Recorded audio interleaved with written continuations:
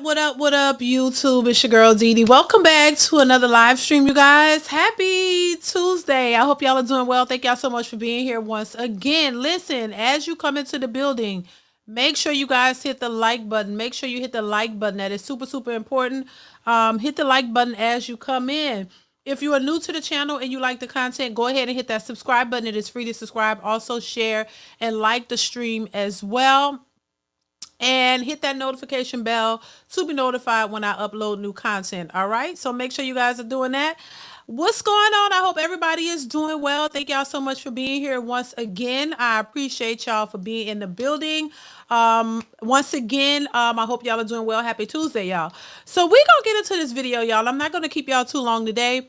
I promise. I just want to go through this video from Anton Daniel's channel. And I saw this video. It's an older video. Shout out to Anton. I'll put the link to the full video in the description if you want to watch it, watch the full live.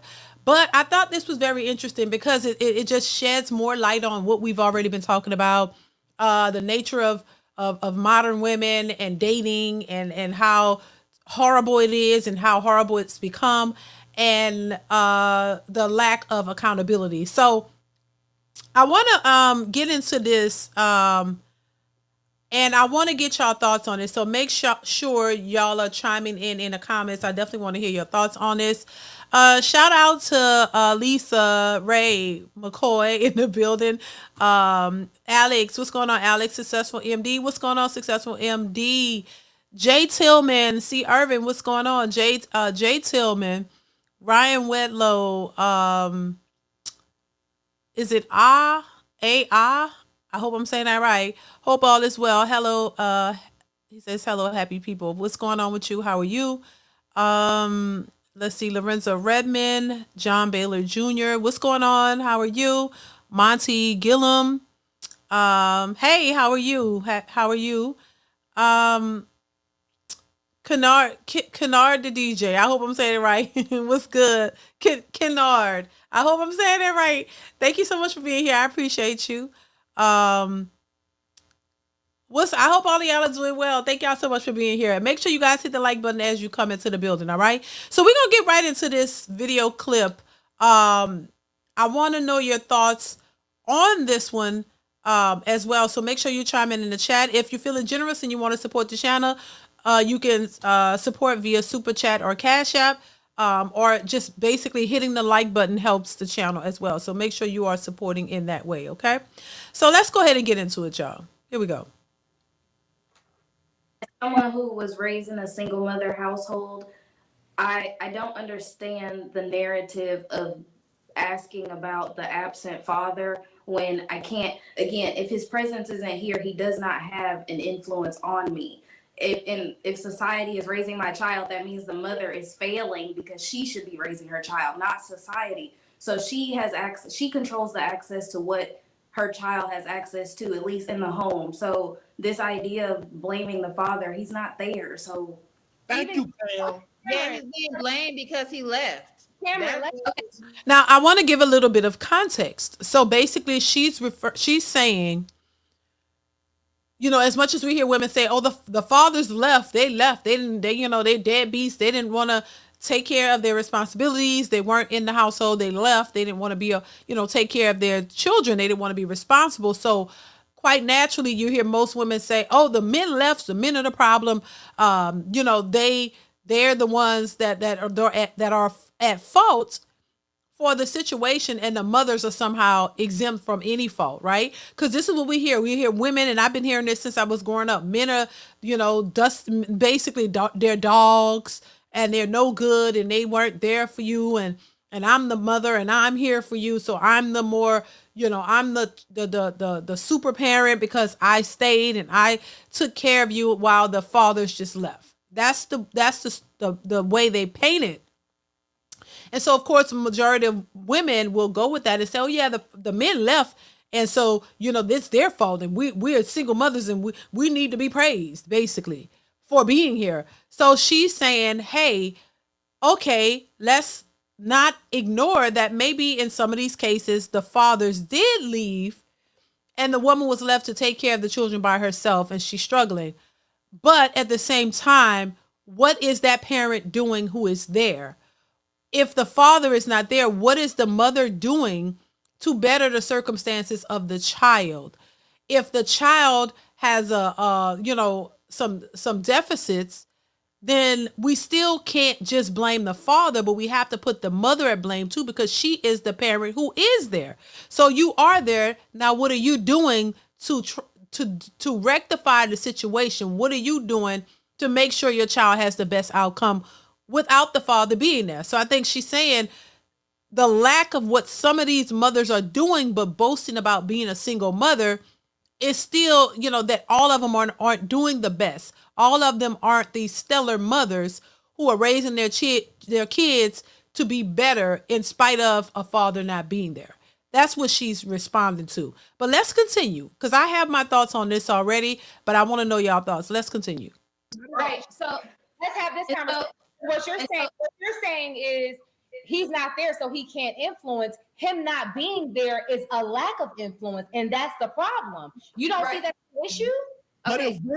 Again, as again, because this is my personal background, I can agree that yes, not having a father is a detriment in a child's life, absolutely. But when we go from the point of raising the child, you blame the person that raised the child, not the person that was not there. Because again, yes, that is one trauma, that I don't have a father, but any trauma that I experience in my life is due to whoever my mother left me around, whoever my mother put in charge of me, whoever my mother allowed around me, not him. Now, in the absence of a father, yes, I'm very sure that there are things that he could have protected me from and other things like that. And that's why a father is necessary. Been forced to make all the decisions on her own if your father was there being a fucking man. Well, here's the flip side. So Here's the flip side. Just the same question I posed to my mother: why would you allow a boy to get you pregnant? Because again, this is a mentality to abandon your children. So that's not a man. You wouldn't be here. Why would you ask your mother that? I'm sorry.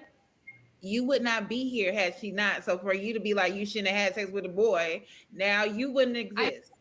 I mean, agree. I mean, it's a nice conversation. I just feel like that's a little much to ask your mom that when she gave you life. Like, no, I think more questions need to be asked. Honestly, I think women need to talk to their mothers more and ask the questions, because I think that is part of the problem. You don't ask your mothers enough questions. You don't ask them enough questions, and you just go with the flow, even though you see some shady business. And I agree with the woman at the top, because I too were raised in that similar environment, and I know how it is. And I'm just not the one who's going to sugarcoat it and pretend that I didn't see what was going on, just so and give all praises to my mother, because she's my mother.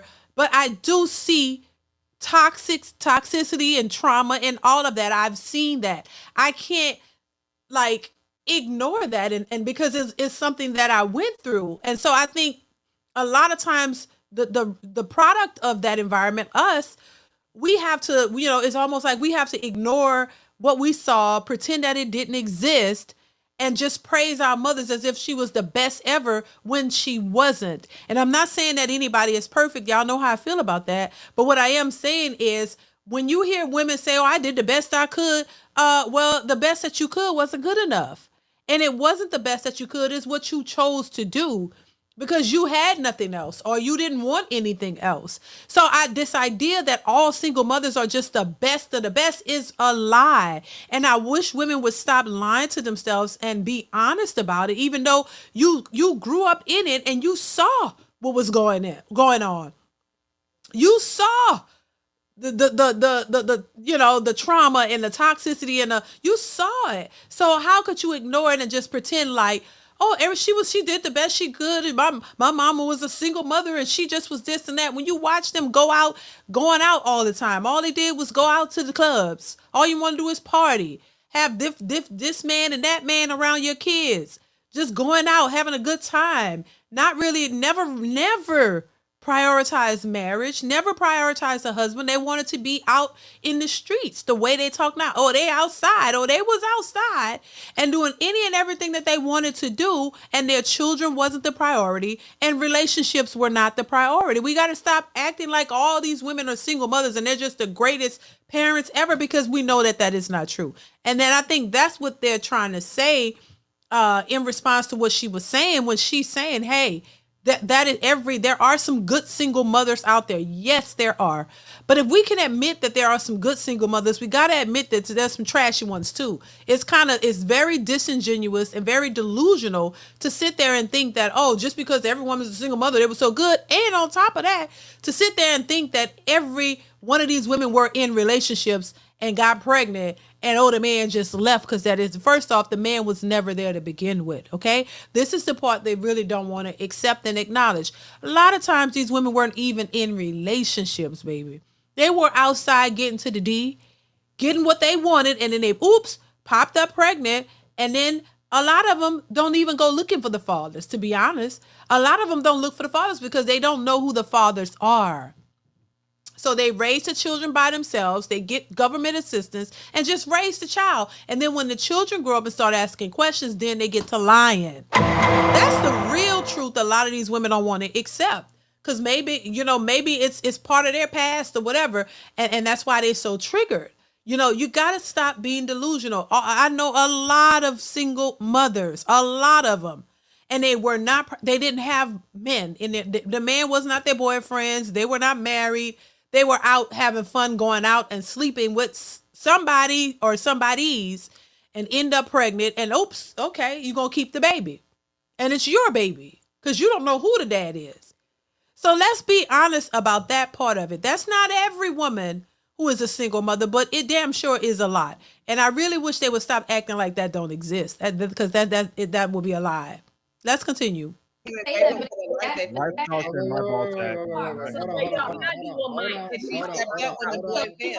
Hold on, y'all. So it's my personal experience, and that right there is my point. Everybody assumes that every single mother does her job, does 110%, and does what she's supposed to do. Q literally works with children that are abusing. You're not going to tell me, Q, and you can attest to that, these children are being abused in homes with single mothers. And in the times that is because the women are not taking care of their children. Every single mom is not doing above and beyond. That's your. And that is true. And also, on top, to add to that, they are allowing men to come in that household around those kids. There are many situations where young children have been molested, raped by the mother's so-called boyfriend, because the boyfriends change up so quickly. And where those children have been abused by the so-called man that she had in the house around her kids, who was there just having a good time with her, and end up touching or molesting her child. And a lot of these women they don't report it. They keep going on and keep dealing with the man. Oh man, I could tell some stories.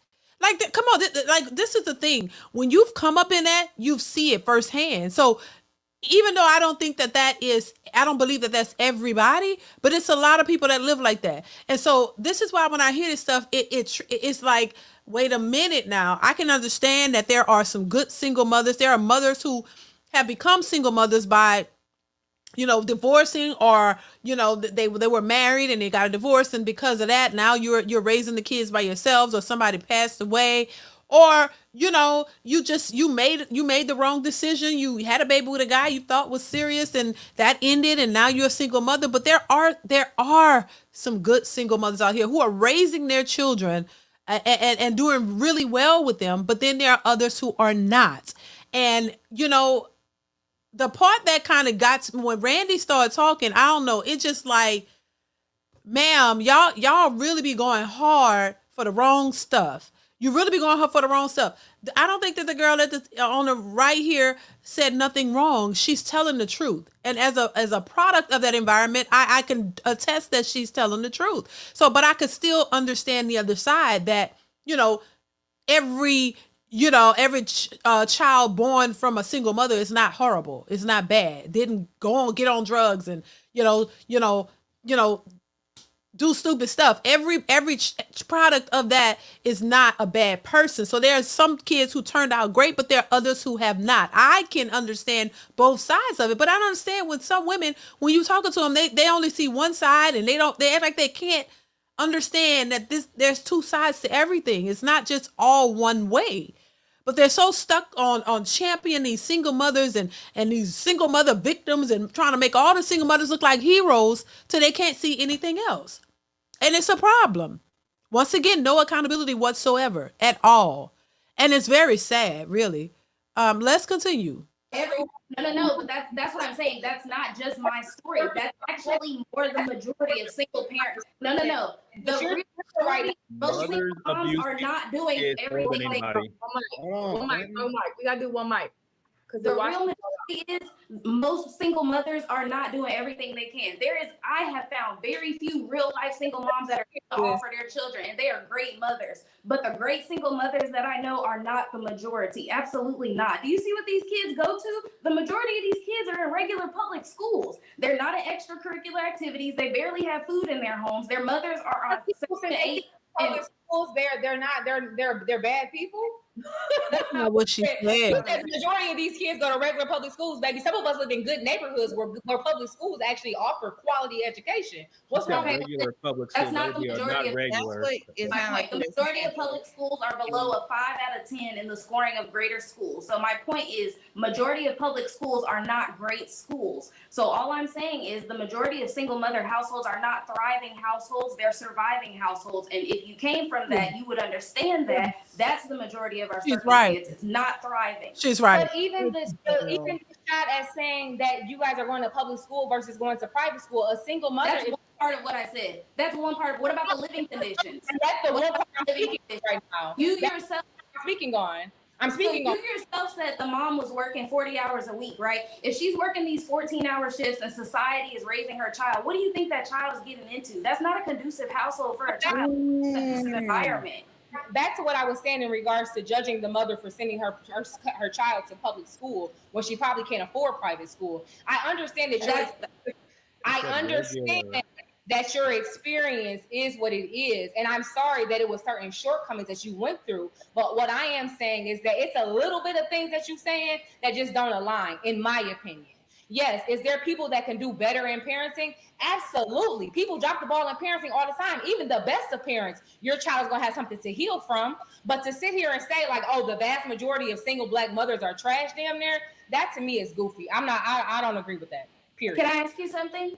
Well, I mean, it could be goofy to you, but it's the truth. The thing about it is she's telling the truth. There are good single mothers, but at the same time, there are a lot of mothers who are living in the conditions that she's speaking of.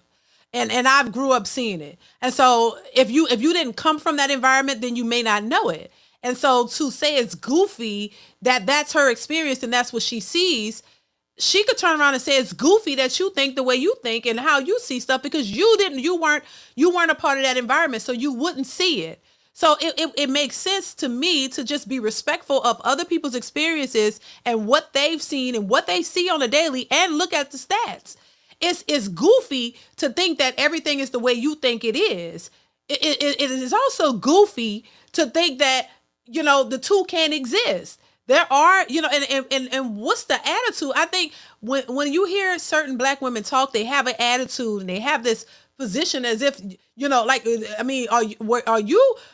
you experience being a single mother and you had a problem with it? Is that you take it personal when it's not a personal thing? It's just what it is. There are some good single mothers out there, but the majority of them out there are living paycheck to paycheck. They are struggling. They don't have time if they're working 40 hours a week trying to pay all the bills by themselves. They don't have time to really manage those kids the way they should. And so society is raising them. That's why you see these little bitty kids out here shaking the Cardi B and Sexy Red and singing the songs. And even the teachers in the schools are saying these young kids are coming in singing Sexy Red. Who's raising these kids? And they always want to just make excuses for it. But the truth of the matter is society, social media is raising these kids because these mothers chose to be single mothers. Let's keep it honest. They chose to be single mothers, a lot of them. They weren't out here prioritizing husbands and men who would be fathers. That's why you don't have a father for your child, because you wasn't trying to get one. You was out here screwing it or busting it open, having a good time, being outside 24/7 and making babies. Because my thing is this: if you had one baby out of, you saw that it was, why did you have another one? And why didn't you have another one? And how are you going to justify 3 and 4 baby daddies? You can't justify that. You can't justify that. So as much as they want to put this idea out here, like single mothers are just so great, and how dare you put a single mother down? No, these mother effers are ratchet as hell. They be out here not giving a damn about no. You're not worried about no father for your kids. You're not worried about being married. You're not worried about prioritizing the right things so that your child can have the best in life. No, you are prioritizing you.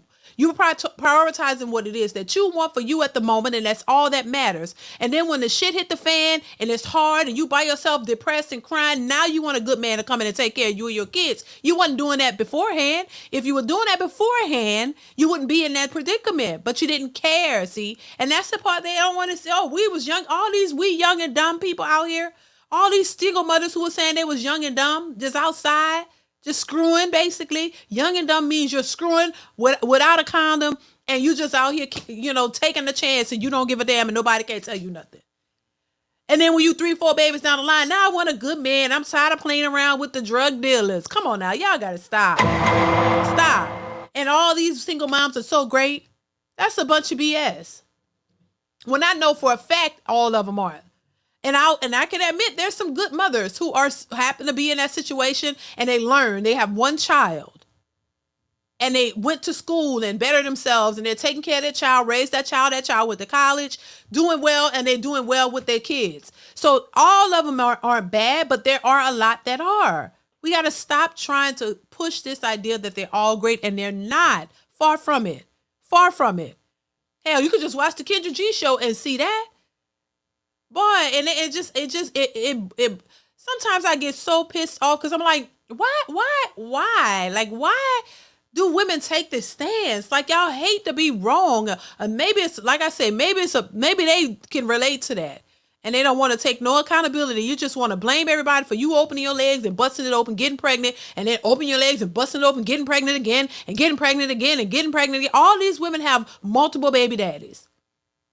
Am I lying? I could see if you made a mistake once and you end up with somebody that you thought you was going to be with. Okay, we're human. Life is life.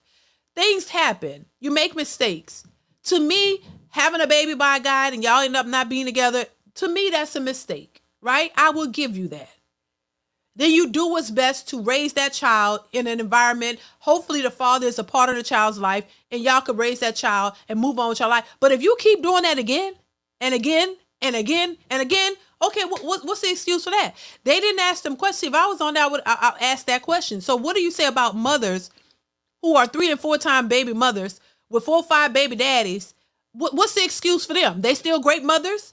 If you saw it was hard and difficult the first time, why you keep doing it? Where's your accountability? Now, it's just a bunch of bullshit. For real. It really is. Successful MD says 155 watching with 51 likes. Really? Really, y'all? Please hit the like button. There's no excuse. Hit the like button. Tap the like button, y'all. Please hit the like button. It ain't that hard. And that's the least you can do is hit the like button. Let's continue. Thank you, Successful MD. I agree with. Can okay, so I just want to know, when people have this sentiment, I want you to show me single mothers that you know that are thriving with their children. When I mean thriving, I don't mean just I know many. Because again, the sentiment, again, let me finish. The sentiment that I'm speaking on is the quality of life for the children. We understand that missing a parent is already a detriment. The first thing that I said is, why pick a man that is incapable of the responsibility of being a father? That's the first thing. But that's the hindsight conversation, because the kids are here. Like asking, Moving forward in that conversation, let's talk about how she's raising that child. What is this child's quality of life? Most women are literally paycheck to paycheck. How are you living a good quality of life giving that child what they need, because children need a lot. Everybody says that they're expensive. Like, no matter what that single mother does, she's not going to ever amount to what it is you're expecting her to amount to. No matter what she does, no matter what she does, no matter what she provides, no matter how she shows up for that child, no matter how good she is for that child, to that child, no matter what activity, whatever that child does, that's not going to be enough for you. And that to me is wicked coming from a Black woman. That is fuck. That is as fuck. What you mean wicked as fuck coming from a Black woman? It's a Black woman's experience. Who else supposed to be telling you that? It can't come from nobody. If a white woman told you, that'd be wicked as fuck too. Why so aggressive and why so angry? She's telling the truth. Coming from a Black woman, that's the experiences of Black women. And these heifers like to talk and say, "Oh, a man can't tell a woman about a woman. A woman can't tell y'all shit either. Nobody can tell you anything." Coming from a Black woman, who the hell you wanted to come from? You wanted to come from a Hispanic woman, a white? Who you wanted to come from? Nobody. Like, it's just so stupid to me. Who said they have the spirit? Somebody's posted. They act like they have the spirit of stupid or dumb or something. The Eagle's lair, yes. It pisses me off too. They all seem like they have a dumb spirit. Exactly. Like you straight dumb, like you don't have common sense. How that's dumb to you coming from a Black woman? Who you wanted to come from? These are Black women that y'all are talking about. Who you want? You don't want a white woman to tell you nothing about Black women. You don't want a Black man to tell you about Black women. You don't want a white man to certainly tell you about Black women. You don't want nobody to tell you about Black women. The girl is saying she look a lot. And first off, and one thing again, they don't want to address the fact that they act like these women had good men in the household. Like they actually had prioritized the man. A father figure, somebody that who they know wanted kids and was going to be a good person and a good father, and they were really together. And all of a sudden, you got pregnant, and he said, "I'm out. Hell with that. I can't handle it, and I'm out." That don't happen like that. Majority of these women who are single mothers were out having a good time, got pregnant, and they will tell you themselves. They were young and they were dumb. What that mean? You made a bunch of foolish mistakes. They will tell you themselves. They made a bunch of foolish mistakes. "Oh, I was young and dumb when I got pregnant by my first baby daddy. Oh, yeah, and the next one, oh, girl, he was a narcissist. The other one got killed, and this one was in jail." They will tell you. That shows you picking a bunch of ain't shit dudes to make babies with and then talk about, well, they left. They was never there. And a lot of these women show you how traumatized they are in their actions. And these heifers will get up here and act like you dumb and stupid and you don't understand what's really going on. It is not. Single mothers across the board aren't all good mothers, is what the woman is saying. A lot of these kids are being abused. A lot is going on in these households.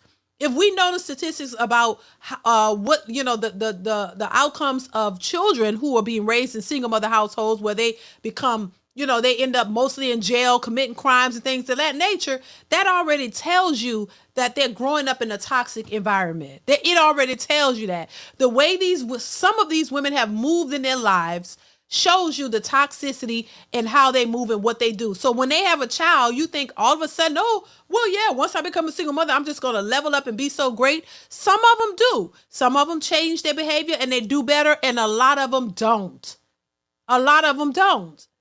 And I don't understand why that's so hard to accept. We're not saying all single mothers are horrible, but there are some that are. It's like they don't want no single mother to be bad. They want all the single mothers to be these superheroes. And this is what they lied to their children and tell them.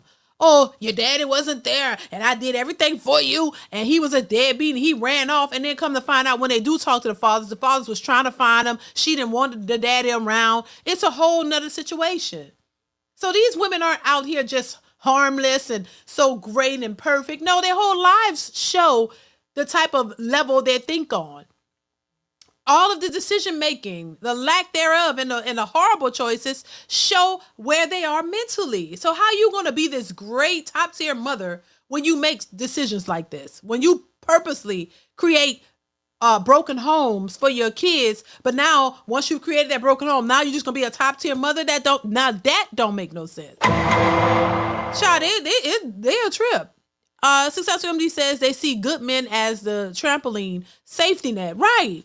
but didn't want to pick those types of men in the beginning because these men didn't have swag. They were lames and nerdy and all these types of things. Cause you like the dope boy and the dude with swag and the popular person or the drug dealer and all these dudes who gonna end up in jail. That's why when after they had the babies for him, what happened? Oh, this one he in jail. He did time. He ain't getting out. He robbed somebody. He killed somebody. He did this. These are the ones y'all giving babies to.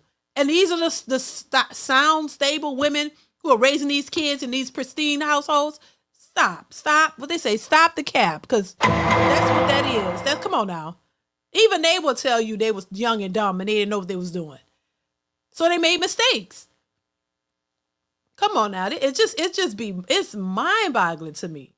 It really is. It really be throwing me off. Like, y'all can't, all these degrees and all this, y'all act like they do act like they dumb. Like, you don't understand that it don't all go one way. Thank you, Successful MD. Boy, a black woman can't tell you nothing. Nobody can tell you nothing. You know it all, and that's that. Let's continue. So you're basing that off of what you're saying is based off of my personal experience, but even statistics. Off of the blanket statement that you said about black mothers, off of your personal experience, is wicked as fuck to me. And it's so what part of what I said is lame? Period. What part of what I said is lame? Because we all validated your experience, even though you don't even come from a single parent household, yet you spoke on it. And told you. I apologize that your experience was what it was. I mean, you don't have to apologize. This is the reality of the black community of children. You need like this. Some love and some Anton literally said the majority of our children are from single mothers. This is not my reality. You assumed every single black mother didn't give it. And I'm going to stand 10 toes for all the single black mothers I know. I know some good ass single black mothers. And that's great. So do I. But there are few far and in between. Speak up for them too then next time you're talking about women. I did. If you weren't so angry. Oh, I can see. That's why I don't like to do panels, because as nice as I am and how I couldn't do that. See, I can't do that. You're not gonna tell me what to say and what opinion I'm gonna have. These bitches be, excuse my language, they be going off. I couldn't do it. It's like, this is why people don't like to have the conversation with women, because women don't know how to accept other people's opinions. They want to have theirs and they want you to just accept theirs, but you can't accept somebody else's. You ain't standing no 10 toes down with all the women, are you a single mother? Like, goddamn, like it's just crazy. Why they defending and caping so hard when these women themselves will show you what they are about? And once again, the woman, I can't see her name, but she did not say all single mothers. She said she know some good single mothers, but it's far and few between. It's more of the ratchicity than it is the good ones out here, single mothers. And why is that so hard for them to accept? Because they want to accept the ratchicity. This is why when these women become single mothers, they all in the comments praising them and congratulations, girl. And why they like, oh, I don't want to get married. I don't need a husband, but I don't need, my father don't need it. My child don't need a father, but I want a baby. Or I don't need to be married, but I want a baby. It's the backwards thinking. That's why black women are at the bottom. That is why when it comes to marriage, and they're so dumb. It's like you don't want to get it. You don't get it, and you don't want to get it. And that's why they're in the situation that they're in now. And I just think that, it's unfortunate, but this way of thinking is why they're stuck and why men too don't want to deal with them. Nobody want to deal with that. Because, the way they think is backwards. It is backwards thinking. It really is. I want to pull up a stat that I saw. I'm going to try to see if I can find it. Talking about the amount of single mothers and all of that. But it's just crazy to me, the way a lot of these women think. And like I say, this is why they're in the situations that they're in. Nobody want to deal with that type of mentality. They're so great, but you making the same mistakes over and over and over, or willful acts is what my husband was calling it. It's a willful act. First time, I'll give you mistake. Everybody's other you. You can be forgiven, and people understand. We're human beings. We make mistakes. We're not perfect. But that first time, you should have learned something from that. You realize it's difficult raising a child by yourself. Why you keep creating them by yourself? Why you keep doing it over and over and over? I don't understand. The men are horrible. Every time, why you not with that baby daddy? Oh my God. Okay, but you gave him a baby. So it was great to sleep with him, but he was not father material. And you knew that. And this idea that, oh, once you have a baby bomb, they all of a sudden turn to hell. It's bullshit. That's to take the accountability off of them once again. You knew who he was when you met him. You know he had 3-4 baby mamas already. And you wanted to be number 5 or whatever. And then you knew he wasn't going to be committed to you, but you thought your vagina was so better than the other woman that you could lock him in. And when it didn't, now you a statistic and you by yourself. And he'd have moved on. And you still didn't learn from that because you go do it again. You find another pookie. And woo, he fine. And you go sleep with him, get popped up again. Like, they don't require protection. They just run through y'all like red lights. Just run through y'all, because they know y'all just gonna open them legs and give them a baby, and then they gonna bounce. They don't want you. They don't want to be with you. They don't take you seriously. You just a run through. How Danica call them what? Danica Marie calls them pass me bys or something like that. You just a pass me by or something. Them niggas don't be wanting them. And then you just don't take no accountability for your actions. You think one way, and these men think a whole different way. You thinking, oh, if I give him a baby, it's gonna make him stay. No, he don't stay. You do, and you don't learn nothing from that. You go to another one, you do the same thing. What's so great about these choices? What's so great about these women who keep perpetuating a cycle that they know is not going to be beneficial for their children? But once again, they're not thinking about the kids. Is a selfish act. You're not thinking about the outcome of them children. Majorities will be like, F them kids. They'll tell you, man, F them kids. You ain't thinking about them kids. We're not talking about women who actually have some type of logic or some type of class, and they just was in a situation where they was with somebody, or actually because there are situations where women have actually been in a relationship or in a marriage with a man, and it didn't work out, and they had a kid together. We're not talking about them, because in those cases, those women don't usually have 3 and 4 and 5 baby daddies. We're talking about the ratchet of the ratchet, the ones who are not prioritizing relationships at all. They're just having fun, getting to the D, and making babies over and over and over. So we count all of them as the best single mothers who are doing the best for their kids. Get out of here. That ain't the case. That ain't it. It really ain't. And they gotta stop, lying to themselves, because it's not helping. This was in 2023. It says 21% of mothers in the United States were single mothers. 21%. This number varies by race, with 47% of Black mothers and 25% of Hispanic mothers being single mothers. Single mother rates by race. Black mothers, 47% of Black mothers were single mothers in 2023. Hispanic mothers were 25% of Hispanic mothers in 2023. And white mothers were 14% in 2023. And then Asian mothers were 8% of the single mothers. So the highest rate of single mothers, of course, always comes from the Black women, because least of our women are married, because they don't prioritize marriage. It is not taught in the homes. It says the rate of single mothers varies by state. For example, in 2024, Washington, D.C. had the highest rate of single mothers at 29%, followed by Mississippi at 24%. Poorer states in the South, such as Mississippi, Louisiana, and Georgia, have some of the highest rates of single mothers. So in the poorest states, they have the highest rates of single mothers, was not shocking to me. Single mother rates and poverty. Single mother families are more likely to experience poverty than families with married parents. The high cost of childcare and the demands of work make it difficult for single mothers to find the time and energy to raise their children. So that speaks to what this young lady was saying, that they don't have the time to raise the kids because they got to work and they got to pay all the bills, and there's no father there to help in the situation. And not because the fathers all ran away, it's because they never prioritized a man. They were out getting a D and got pregnant. So there was no man there. And the men are practically strangers. And you don't know who to pin that child on, because you were really out there opening them legs to Tom, Dick, and Harry, Pookie, and Ray Ray. And Nug Nug. So a lot of them don't even know who the babies are for. So they feel embarrassed. So they just, I'm going to raise my kid by myself, because that's what you were taught. You could raise the kid by yourself. And that's what they do. And then they want to play the victims. Oh, well, he just left. He was never there to begin with, boo. Child, it's insane. It really is. It really is. Successful MD says they only listen to the Bonnet Brigade.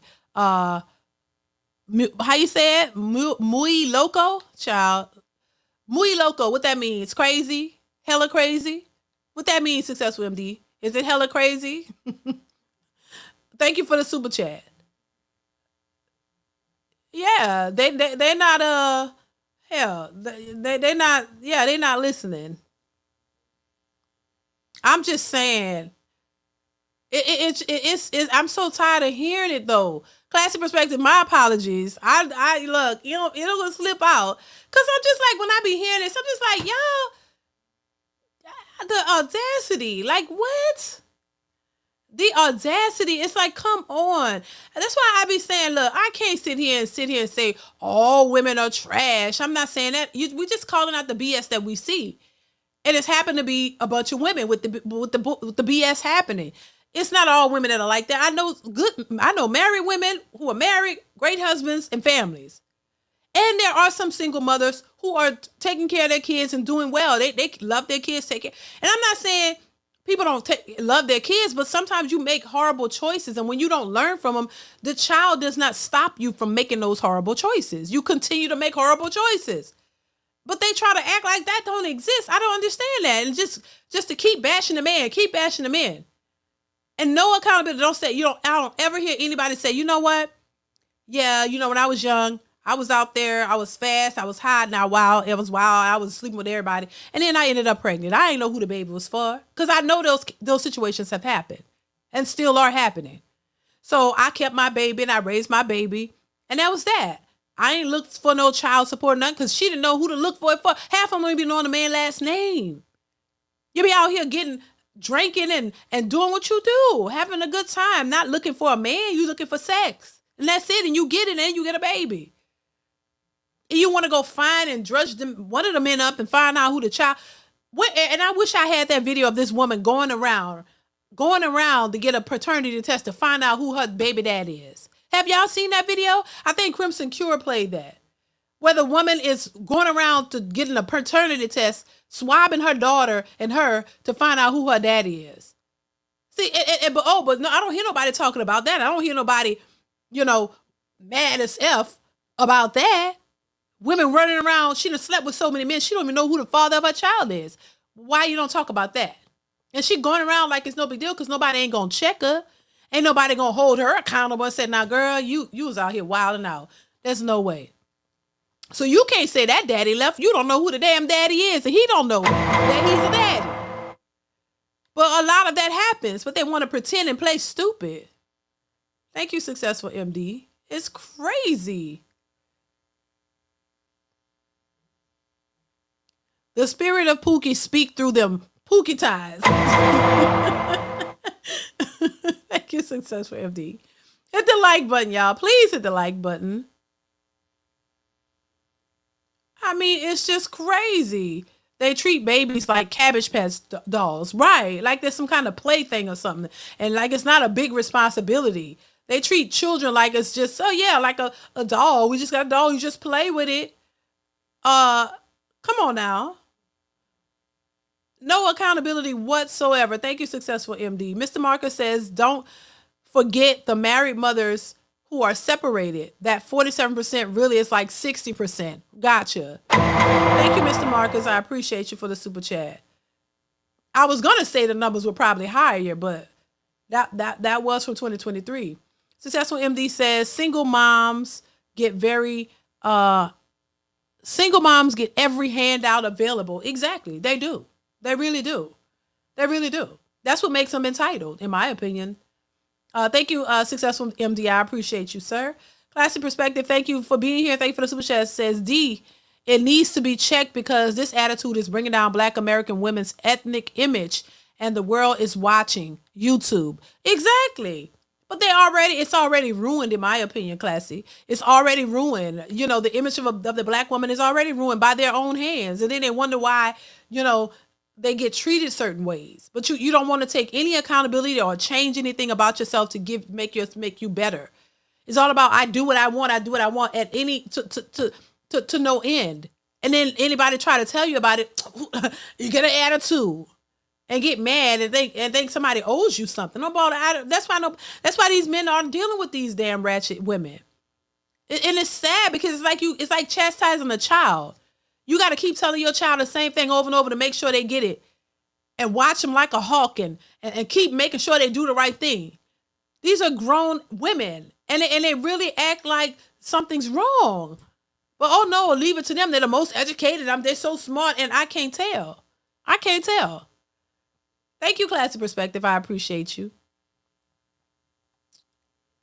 Darius, what's going on, Darius? Thank you for the super chat. Says, have you seen the one with the girl asking about 6 baby daddies? I didn't see that one, but listen, I've seen enough of them similar, Darius. It's crazy, and this has to stop. It doesn't look good. It is not something to be praised. Things have to change, you know. And they always talk about their kids. You need to do something better for your kids and stop thinking that a man is the end all be all, because these men aren't coming to save y'all. They're not trying to save y'all. They're not Captain Save-A-Hole. They're not doing it. So you're going to have to save yourself, baby. If you that strong and independent and all that, you better put your independent cape on and you better save yourself and your kids. Because ain't nobody else trying to do that. These people trying to save themselves, as they should. If they don't have that baggage, why would they put themselves in a position to do that? These men are trying to work hard and save themselves and build their own lives and protect themselves, as they should. And their families, if they have them. They're not trying to come play Captain Save-A-Hole to these ratchet ass women who don't want to listen to nobody, no man, no woman. Jesus, if Jesus came back, they would listen to him and say, hold up, Jesus, I got to go do what I need to do. You ain't going to listen to nobody. But always have the worst attitudes. That's the thing. And like to talk to people crazy. Hell, you ain't going to be able to talk to people crazy. You have your opinion over there and let somebody else have their opinion where they want to have it. Because you're talking to people crazy and telling people what to do and how to, that don't go. It's crazy. It's insanity. It really is. Thank you, Darius. I appreciate you. Let's continue though. You would have heard me. If you weren't so angry, you would have heard me say that I know there are very good mothers out there, but they are few far in between. We're talking about single mothers. Y'all gotta do one mic. Y'all gotta do one mic. Y'all gotta do one mic. You're too angry to hear what I'm saying. I don't want to. Nothing that you can say to me that is even gonna be digestible to me as a person. Period. And that's proving that no. That's what I'm saying. So there's no point in having the conversation. You're not listening to what I. Culinary Cam, she cooking. Shut up, 2K. Don't be angry. Okay, let's do one mic. Because what happens? It washes y'all out to where we can't hear the conversation. I think this is a good conversation because we have different perspectives. We have people from two-parent households, single-parent households. We have people that actually are single mothers on here. So, Kwane, do you want to speak on this, or you want to pass on it? I mean, unfortunately, my internet is acting up, so I don't even know if it's like giving what it needs to give even right now, because I missed a good majority of the conversation. You don't want what Culinary Cam just did the motherfucking Randy, so you for the bow out. No. That's not what happened, because I literally just got in. But the parts of the snippet. A clip, and baby is gonna get ate the fuck up for speaking on black women the way she just did. And that's the only part of it that I'm a little like, I don't. One mic. Yeah, that's the. I came in on that part. That part I came in on, and I was kind of looking like, excuse me. So I don't know what's the backstory? What happened with you, Cameron? So the question was asking about single mothers, and what was it again? No. I already know that part. I want to know what was your experience? What was the experience that made you say what you said? Right. So I was basically saying that growing up from a single mother household, a single parent household, I understand the dynamic of being in that, and in saying that most single mother households are not thriving with their children. We are merely surviving. They are merely making ends meet for the majority. I also said, with a comma, that there are great mothers out there that I know that are great single mothers. I have friends that have their children in public schools and work great jobs. But in saying that, they are few. So what all I was saying is that those women are few and far in between. They are not the majority of Black single mothers. And also, too, this idea that all Black single mothers are just the queen, they're all trying their best, they're all working their hardest. That's not true. Right. And that's all I'm saying. There are some women that are not good moms, and this idea that all women are good mothers. Outside source or from your own personal experience? Everybody From seeing this is what I'm saying. This is not a me thing. It's not a monolith. I'm not a monolith in this situation. This is literally. This is just either they just plain dumb or they just dumb. You don't see all these single mothers, and now on social media, but before social media, it's out there struggling. Living, some of them don't even have jobs. Living completely off the government. How do y'all not know this? They act like they're so dumb and oblivious to what's going on, and making it seem like what this young lady is saying is just so off the mark, and it's not. I don't understand. But when you say, "Oh yeah, all women are just successful and making good money and working men," oh, they run with that because that looks good to them. Oh yeah, when you say all majority of Black women are homeowners and they're out earning men, oh yeah, they run with that, even though that's not true. Oh, but they run with that. They run with the stats then when it looks like they're doing well. But they're the same ones. How you doing so well, and then you get on social media and complain talking about you about to get evicted and you can't pay your damn rent. And you need a GoFundMe. How are we always seeing them crying, talking about they're about to get evicted and they're living in their cars and stuff like that? How they all doing so well? Why is this a lot of these women trying to give up their kids? Because it's hard and they don't know what to do with them, and they all by themselves and they can't take care of them. They didn't think it was going to be like that. Crying about the lack of a sisterhood and the what is it? Where's the what they call it? Where's the village? You don't have a village. You didn't think about that before you opened your legs and gave them and got pregnant by Pookie, who you knew wasn't going to be there, and you still went and had the baby, and now you're complaining. You didn't know all this before. There was no village before. Why you think the village was going to magically appear and come to your doorstep and say, "Ooh, give me all Pookie children. I got them while you go work"? No, if you're financially strapped, you're mentally strapped, emotionally strapped. You're just all around jacked up. And you don't listen to anybody. That's why you're in those predicaments in the first place. But then you want somebody to rescue you because you're used to people just doing things, helping you. And when the help is not there and you're struggling, you're on social media crying, asking to GoFundMe. I need money to pay my rent. I need money to do this, to move. I need money like it's somebody else's responsibility. I don't understand this whole, I don't know. It's just I swear. But nobody, not Black women can't talk about it. Nobody can talk about it. You just want to be left alone to keep messing up over and over and over and blaming other people and then complaining to social media for somebody to give you some money. You don't really want to fix it. You just want help. And who in their right mind is trying to help y'all with these foolish mistakes you keep making while people got their own lives and their own livelihoods to focus on?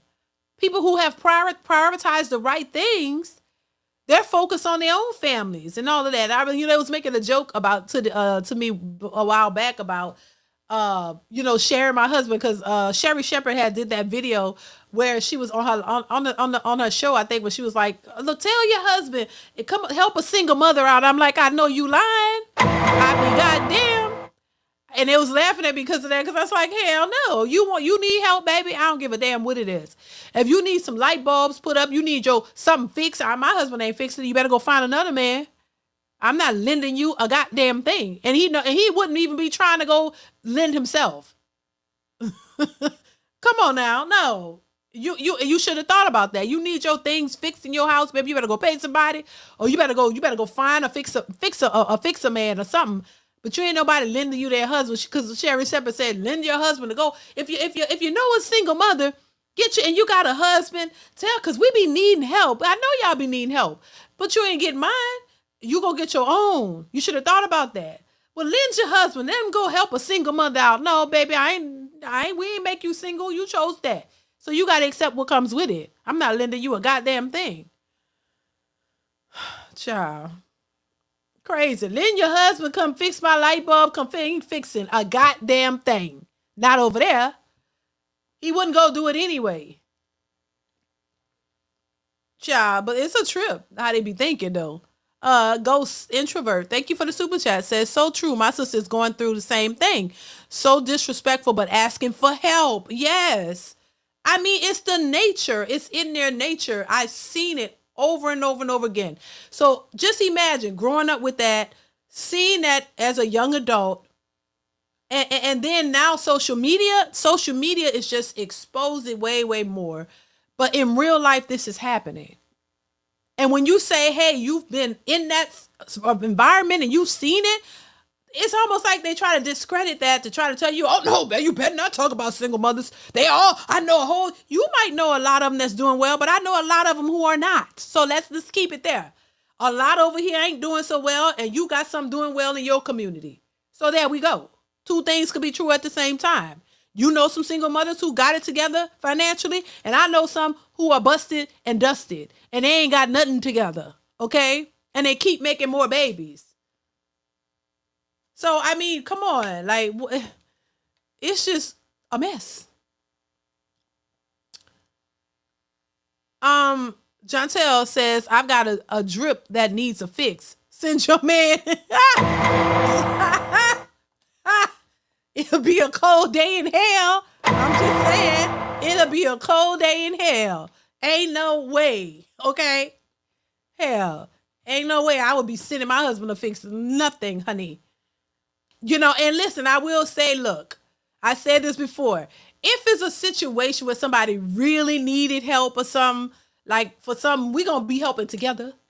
We both gonna be helping. You know what I'm saying? Like if somebody just really needed some help or whatever, we can help. We helping together. It's a together situation. You know what I mean? You ain't going off by yourself helping nobody. Not like that. Nah. We'll meet you. We'll meet you somewhere. You need some help. You need some food or some groceries and we can help. We gonna go get the groceries and we will bring them to you. Okay? It's not an I, it's a we. We will bring them to you if you need a few dollars and we can help. Yeah, we'll help. But lending my husband to do some shit like that, hell no. No, ain't happening. Thank you, John Sell. I appreciate you. Classy Perspective says, out of all the men in the world, Sherry wants married men for help, not the abundance of men that exist. That single, LOL. Right. Telling, well, if you got your husbands, tell your, because once again, the men that they fool with won't give them a slice of bread. Those men only use you. You're only recreational use for those types of men. Those single men, you're recreational use. They sticking and moving. They ain't out here trying to fix nothing for you. They ain't trying to do nothing for you. You as independent woman, you could do it yourself. So you know, when it comes to a married man who has a family, y'all know they got responsibilities. You know, husbands around the house with a big family and kids. Yes, they gotta fix stuff. Either you calling somebody for something that you just don't know how to do. Okay, you know, my husband is not an electrician, so he ain't fooling with no electricity, and I wouldn't want him to. So if something wrong with the electric or whatever, you call the electrician. Cool, because I don't want him getting shocked, because that ain't his forte. But I mean, painting and fixing stuff, changing light bulbs or things that might be, something out of reach that I can't do or whatever. And I have sons who are like 6'5", 6'6" tall, who they can do stuff too. So that's our family though. I'm not lending my sons out to nobody. I'm sorry. I'm just saying. It depends on the situation. But my husband, no. But yeah, because they know what I was saying, Classy, is they know married men have those responsibilities. You know, they put things, Christmas time, they putting the lights up on outside the house and up high and doing all that stuff. I don't do none of that. So they know the married men will be more inclined to know what to do because they have to do it a lot. When you got a household, you always have something you got to fix, something you got to do, and they do it. They learn how to do it. I mean, look, my husband didn't know how to do floors and all that, but he learned. put floors down. My sons, they all get together and they put floors down. They paint. They fix stuff. Put stuff together that I don't know how to. I'm not good at putting stuff together. They do all of that. So yeah, so they learn how to do things and they do it. That's it. In this household, not in nobody else's. You're gonna have to find somebody else.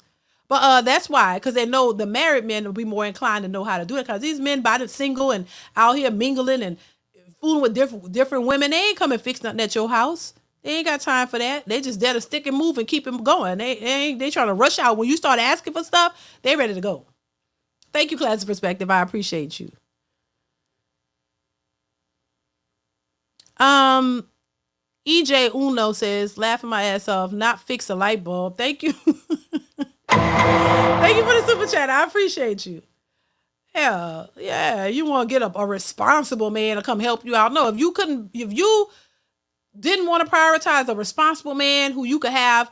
But see, that's the thing. Thank you, EJ. I appreciate you. You don't want to take the time to find a responsible man that is your man, that who's committed to you and in your household and doing those things. That ain't my problem. And see, this is the thing. Everybody's so worried about money. You don't worry about all the other beneficial things that come with a man and the things that he contributes to a household and to a family. Y'all don't think about all that kind of stuff until you by yourself and stuck in a bind and you don't know what to do. Then you want to borrow somebody else's man. Hell no, baby. Nope. Go get your own. Because see, if you don't want a man, you independent, baby, you better go find a ladder. You better go be independent in every way and figure it out like an independent man. Child, and then just be waiting in the wings trying to, you don't know what they be trying to do. I'm like, nah, ain't happening. Successful MD says she better call Tyrone, Jody, the modern Pookie. I know that's right. You better go get Scoop Pookie ass up and make him get up out his slumber and come help you out. Y'all better go find them ninjas who are so fine and, ooh, girl, I want him. You better go find him. If he fine enough for you to open them legs to you, but he better be fine enough to come put something together for you and fix your smoke detector. Hell. Thank you, Successful MD, child. They be tripping. Zookeeper, thank you so much for the super chat. Said they treat babies like dolls because they played with dolls as children. How ironic. Unfortunately, real babies cost thousands of dollars in care, while dolls cost about $15 with no upkeep costs. Exactly. Thank you for the super chat. I appreciate you, sir. Yeah, they don't take things seriously. And then you want somebody to take you seriously after you done created a bunch of them kids and you got all the responsibility for it. Now you want somebody to come in and just look over your poor choices and be like, yeah, man, I just met this chick. Ooh, she bad. She look good. She got 5 kids. 5 kids? Are you out your goddamn mind? 5 kids, but ooh, she bad, babe. I'm gonna come in. I'm gonna take care of all them kids. How does that sound to anybody?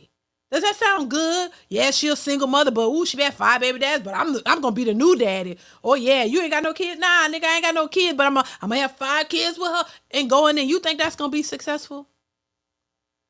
Come on now. You're setting yourself up for failure. Successful MD says, I'll pay these hyenas to come trim my palm tree. They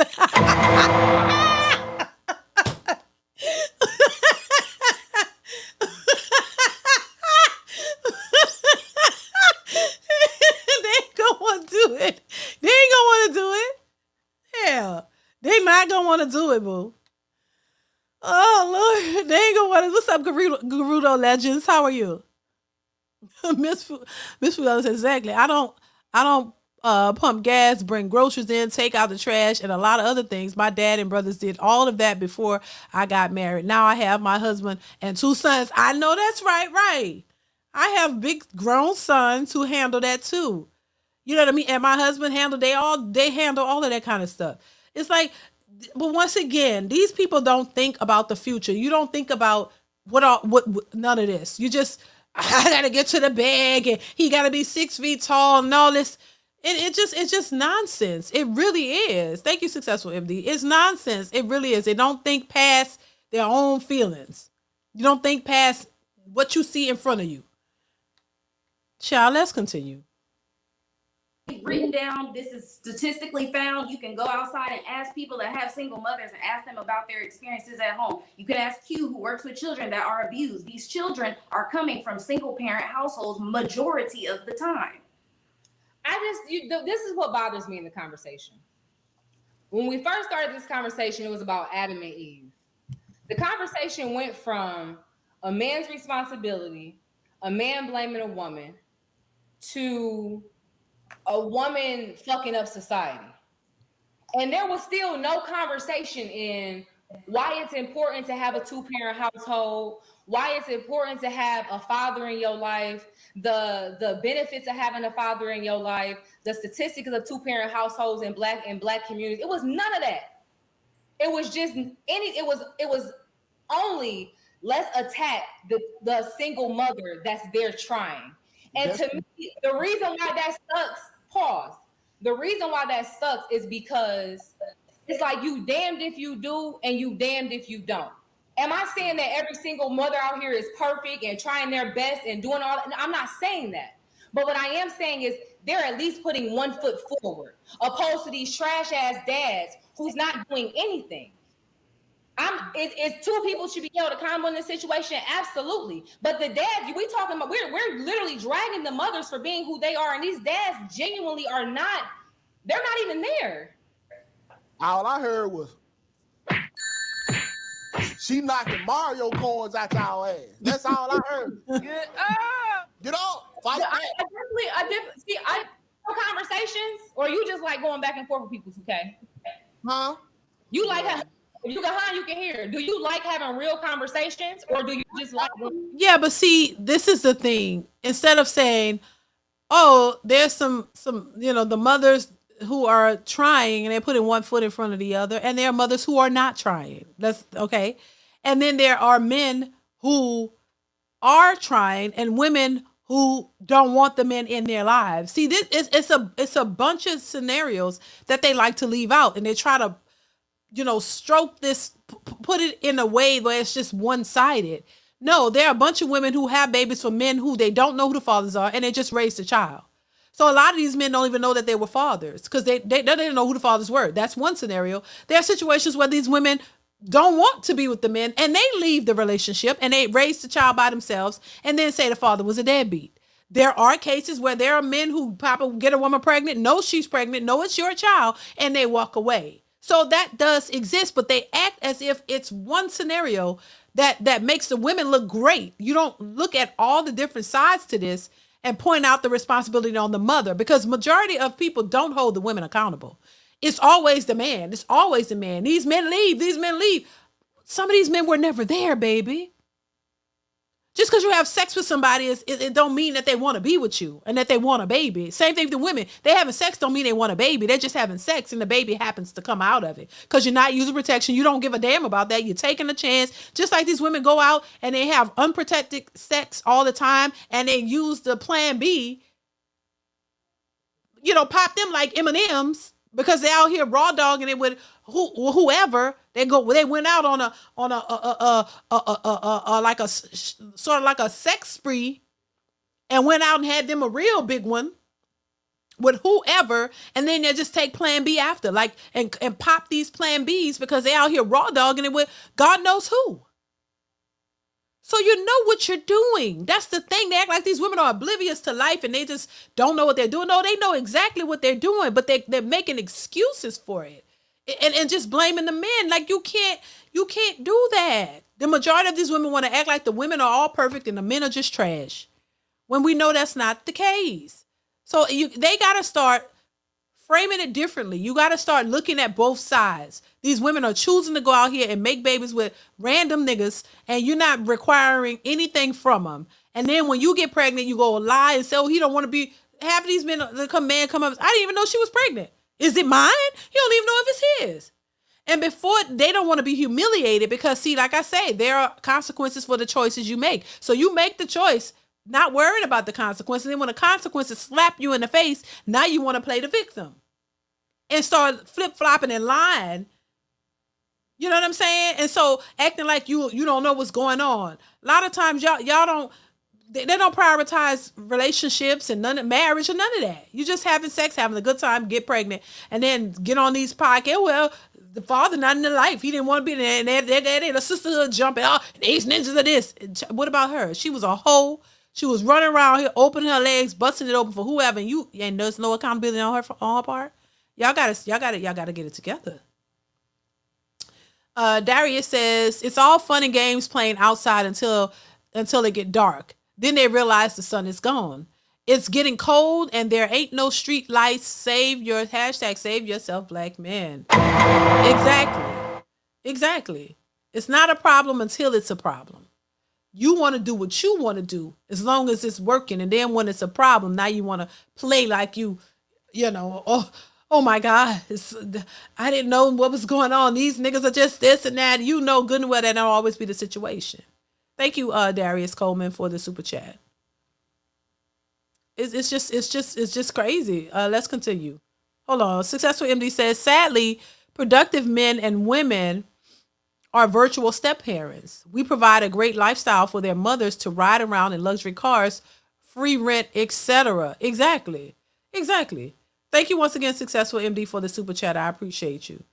Yeah, it's a one-sided deal, I always say. And a lot of women hate to be held accountable. They do.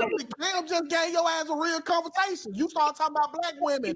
The way I genuinely just broke that down, my guy, there was like, what's the next part of the conversation? You trying to make jokes? I'm genuinely trying to. I ain't here to make no joke. Culinary Cam just got on y'all ass. Now y'all trying to move the goalposts. No. I actually agree with both parties though, because we do have this narrative online blaming single moms. Granted, Cameron is kind of right, and for some reason we keep coming back to it. What? Let me finish, Cameron. 1 second. Cameron is right regarding a circumstance.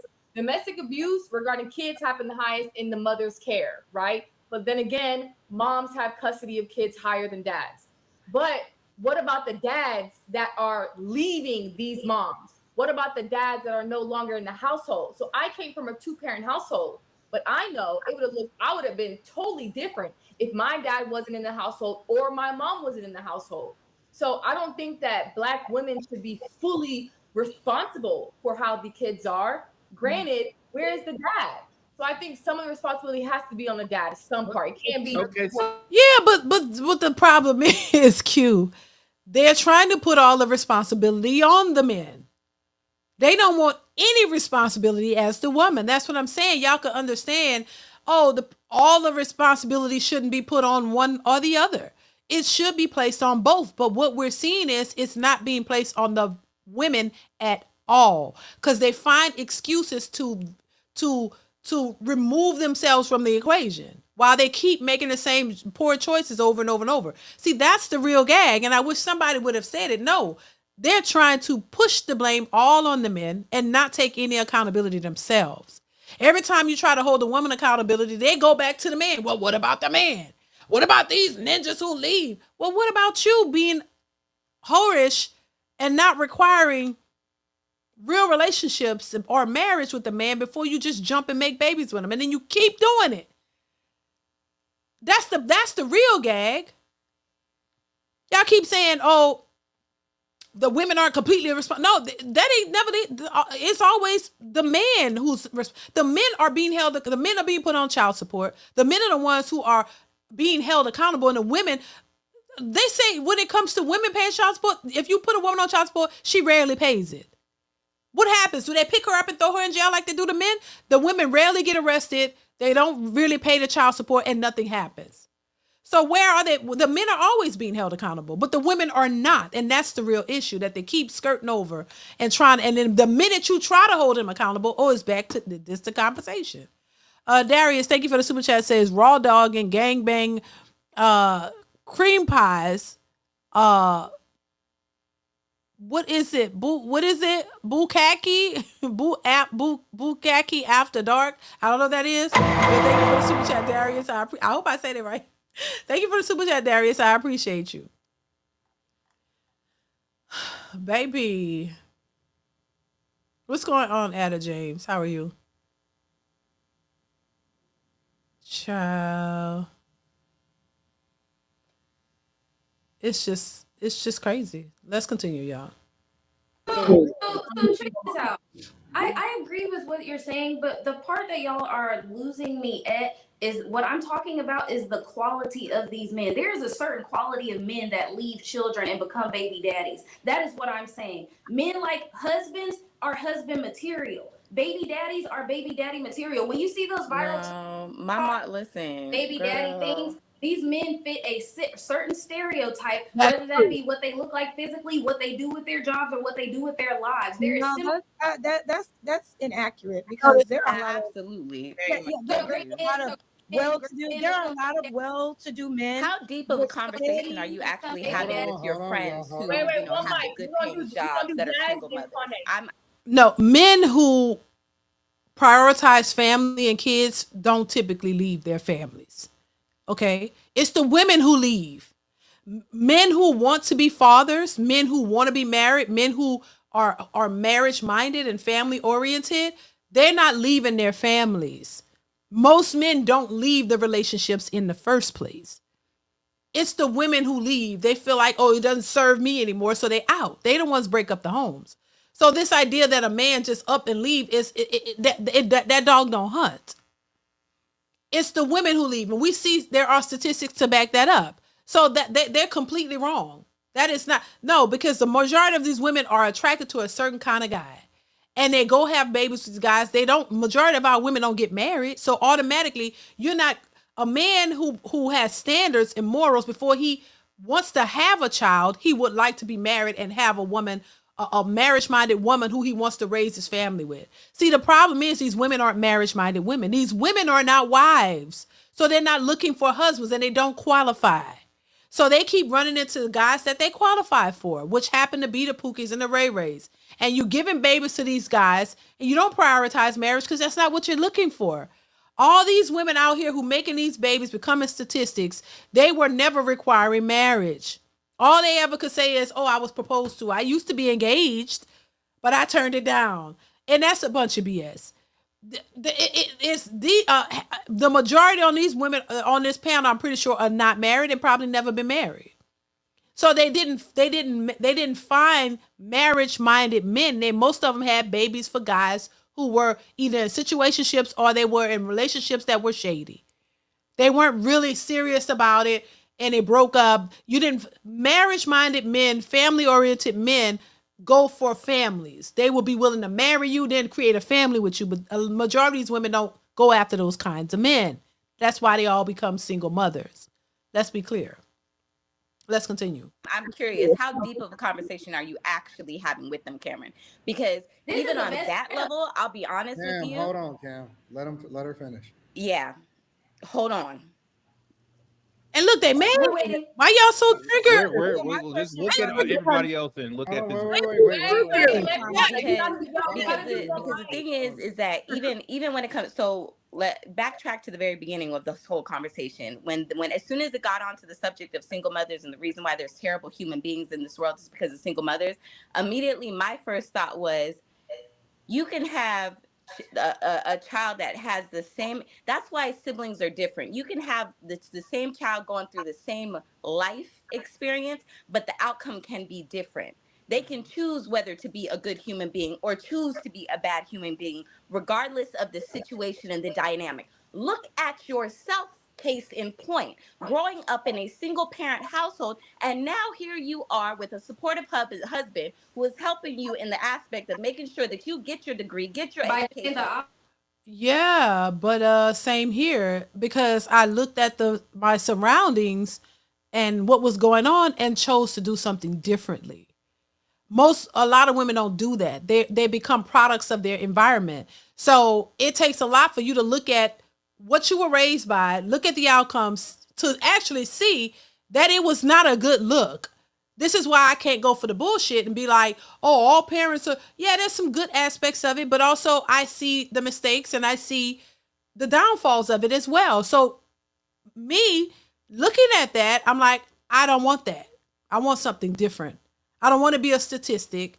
I don't want to be on welfare. I don't want to be on government assistance, living by myself. I don't want to be a single mother, just sitting out here, just having baby after baby by different dudes. no solid relationships, never married.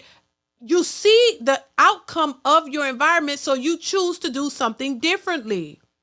So you align yourself with a man. You go after a man for who can provide you the opposite of what you saw.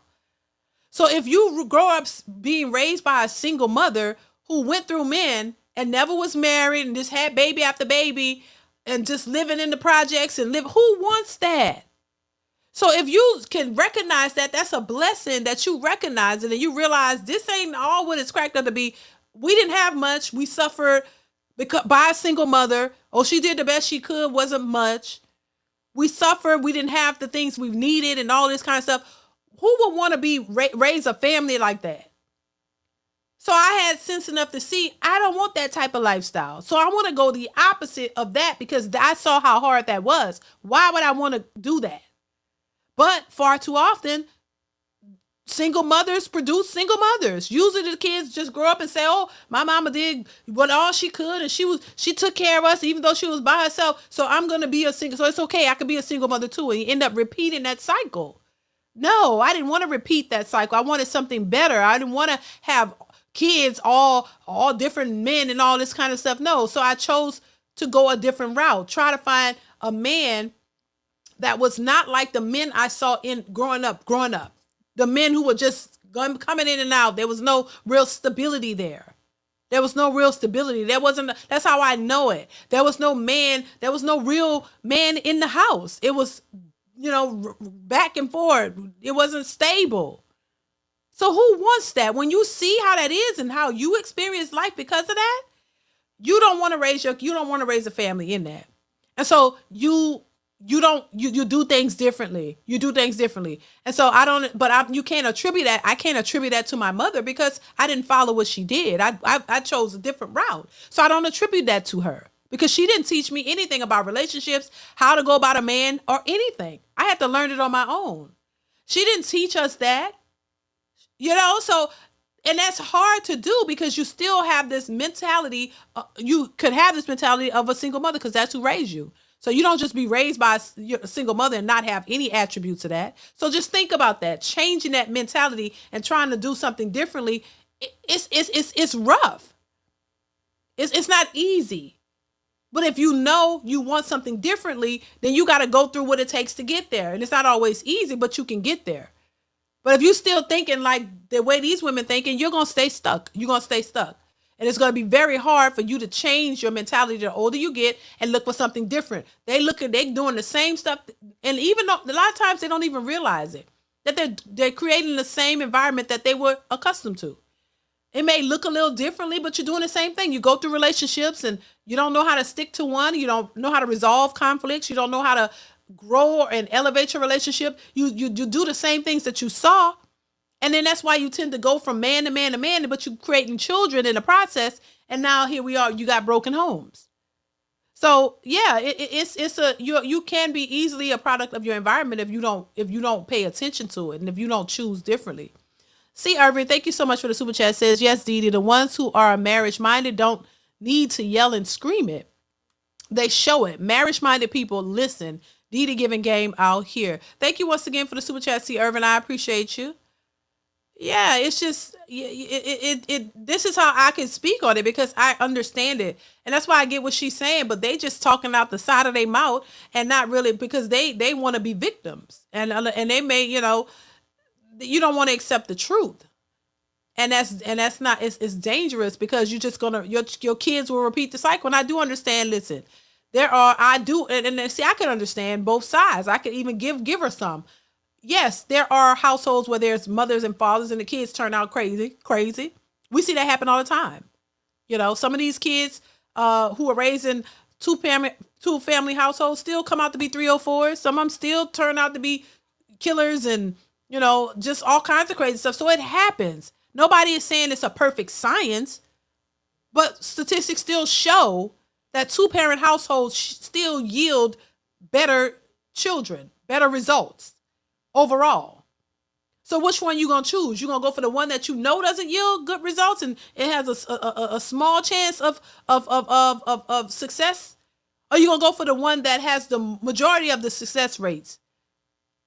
You know what I'm saying? So, yeah, all of what they're saying is true, but it wouldn't make sense to just go and create broken homes knowing what they can do and knowing that there's a larger number of that happening in broken homes versus homes with two parents in them. Thank you once again for the super chat. I appreciate you.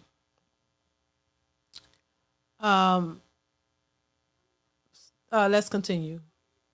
That you don't have to be in that dynamic. I do it the opposite of what I grew up seeing. My life is a reflection of what I saw. He was not listen, and you're still not that, and that's the part. You're not willing to really listen. Hold on, Kwame. Y'all gonna all have an opportunity to respond and get y'all shit off. Cam, you gotta let her talk and get it off. Go ahead, Kwame. Thank you. So at the end of the day, when you say certain things like that, you have to be mindful of the whole entire dynamic, because even then, as you're saying it, because I'm over here completely understanding where you're coming from, because I've had those conversations with. I grew up in a single parent. I mean, in a two-parent household, but I unfortunately am now a single parent to two boys. You know what I'm saying? And even then, I don't have. To a degree, I do not have that support system that provides me the soft motherly life to be able to be there on service to my children the way that I would love to. But you know what I do? I lean on my community. I lean on my friends. I cultivate a certain dynamic to make sure that my children are still getting it exactly what it is, regardless of my dynamic of missing out on the father figure. You get what I'm saying? So at the end of the day, I feel like you can't speak on the dynamic of that part unless you're also in that, and you're not. I don't even feel like you're really being open to really. That's why I said, are you even talking to your friends about it? Like, are you even having those deeper conversations with your friends? Did you hear it when I said I had multiple friends that were single moms and multiples of them that are good out of those ones that are single moms? Did you hear that part or did you miss that? No, that's not what I said. I did hear what you. Yeah, but see, she's triggered. See, when you're triggered, you can't hear anything because it's a personal jab to them. When somebody says something and they take it personally, this is how you respond. She didn't personally attack this woman or tell her anything about her. She took it personal upon herself. That's why she's responded that way. I could sit in a room with people saying things and I could hear somebody say something that may sound like a jab to me. But am I going to get hostile and start getting mad? No, because I know my personal situation. So if you say, "Oh, there are a lot of women who are out here miserable in their marriages and they're married and they're single mothers married," I'm not going to jump hot-headed and start trying to attack you for your opinion because I know that doesn't reflect me. That's not my life. So I'm not going to get mad based off of your opinion. That's your opinion of something you know nothing about. It's funny how she tells the girl up here, because she don't agree with her, you can't speak on something. But like she brought up with Randy speaking on something that she hasn't experienced. She had a two-parent household. So why you didn't tell her she's speaking on single parent households when she had a two-parent household? Everybody is speaking on things that they haven't experienced, but then when the people who speak on stuff that they've actually experienced, they don't like it. She's given her opinion on what she sees and what she's experienced and what she's went through, and they're mad because it sounds like it's a trigger to them. So I kind of figured she was a single mother, however she got to be a single mother. They're triggered. It's like they feel shaded. They feel like it's an attack on them, and it's not an attack on you. It's just you are insecure about your choices, and you mad when anybody else has an opinion that counters that. A person who chose a different way and it's working for them, and that's something I've experienced too. People try to belittle you and shame you because you end up making a different choice and got a different outcome. But when you talk about your experience, they don't want to hear that because it makes them feel small. It makes you feel small that a woman made a different choice, got her a husband, has a life that is better than yours in your mind, because she don't have to struggle like you're struggling with 2 kids, or some of these women 3-4 kids by themselves talking about, I need a soft life. Well, you didn't choose a soft life. You chose the hard life. So that's what you get. And then on top of that, they try to minimize marriage, try to belittle women who are married and relationships and assume the worst because you don't have it. So it's a lot of little tactics that they use, and that's why I say a lot of these women are triggered. You're triggered in some way, shape, or form, and that girl is not prompting, not saying anything personal for you to try to attack her and her opinions and her experiences, because everybody's experience is different. But she didn't say all. She clearly said she knows some good single mothers, but the majority aren't that, so they must be a part of that. Because why are you so mad? Classic Perspective says, take your gripes to the men who got you pregnant, baby. Not outside men. Go to Tuki. Are you trying to say Pookie and Ray Ray? Did I say that right? Never mind. Right. Go to Pookie and Ray Ray, baby. And ask them some questions, honey. You know where they at. You act like you don't. Go find them and find out if they can be a part of them children's lives. And stop getting mad at people who made a different decision or a different choice. See, that's the thing. That's why they want to. Thank you, Classic Perspective. I appreciate you for the support. Thank you. You know, you want to constantly get mad at other people who have a different opinion, a difference of opinion, and made different choices, because you really deep down, you feel bad about yours. That's the same way they try to force men to accept them in spite of those poor choices, and then shame the men if they don't want to do it. They do it to women too. The sisterhood is full of shit. If you don't agree with them and go with that narrative, oh yeah, you a good single mom, even though they're not, a lot of them. Even though not a lot of them not, but they want you to buck their heads up and make them think they're doing so great when they really not. You supposed to just lie to them. They like lies. They like lies better than the truth, but it doesn't help you.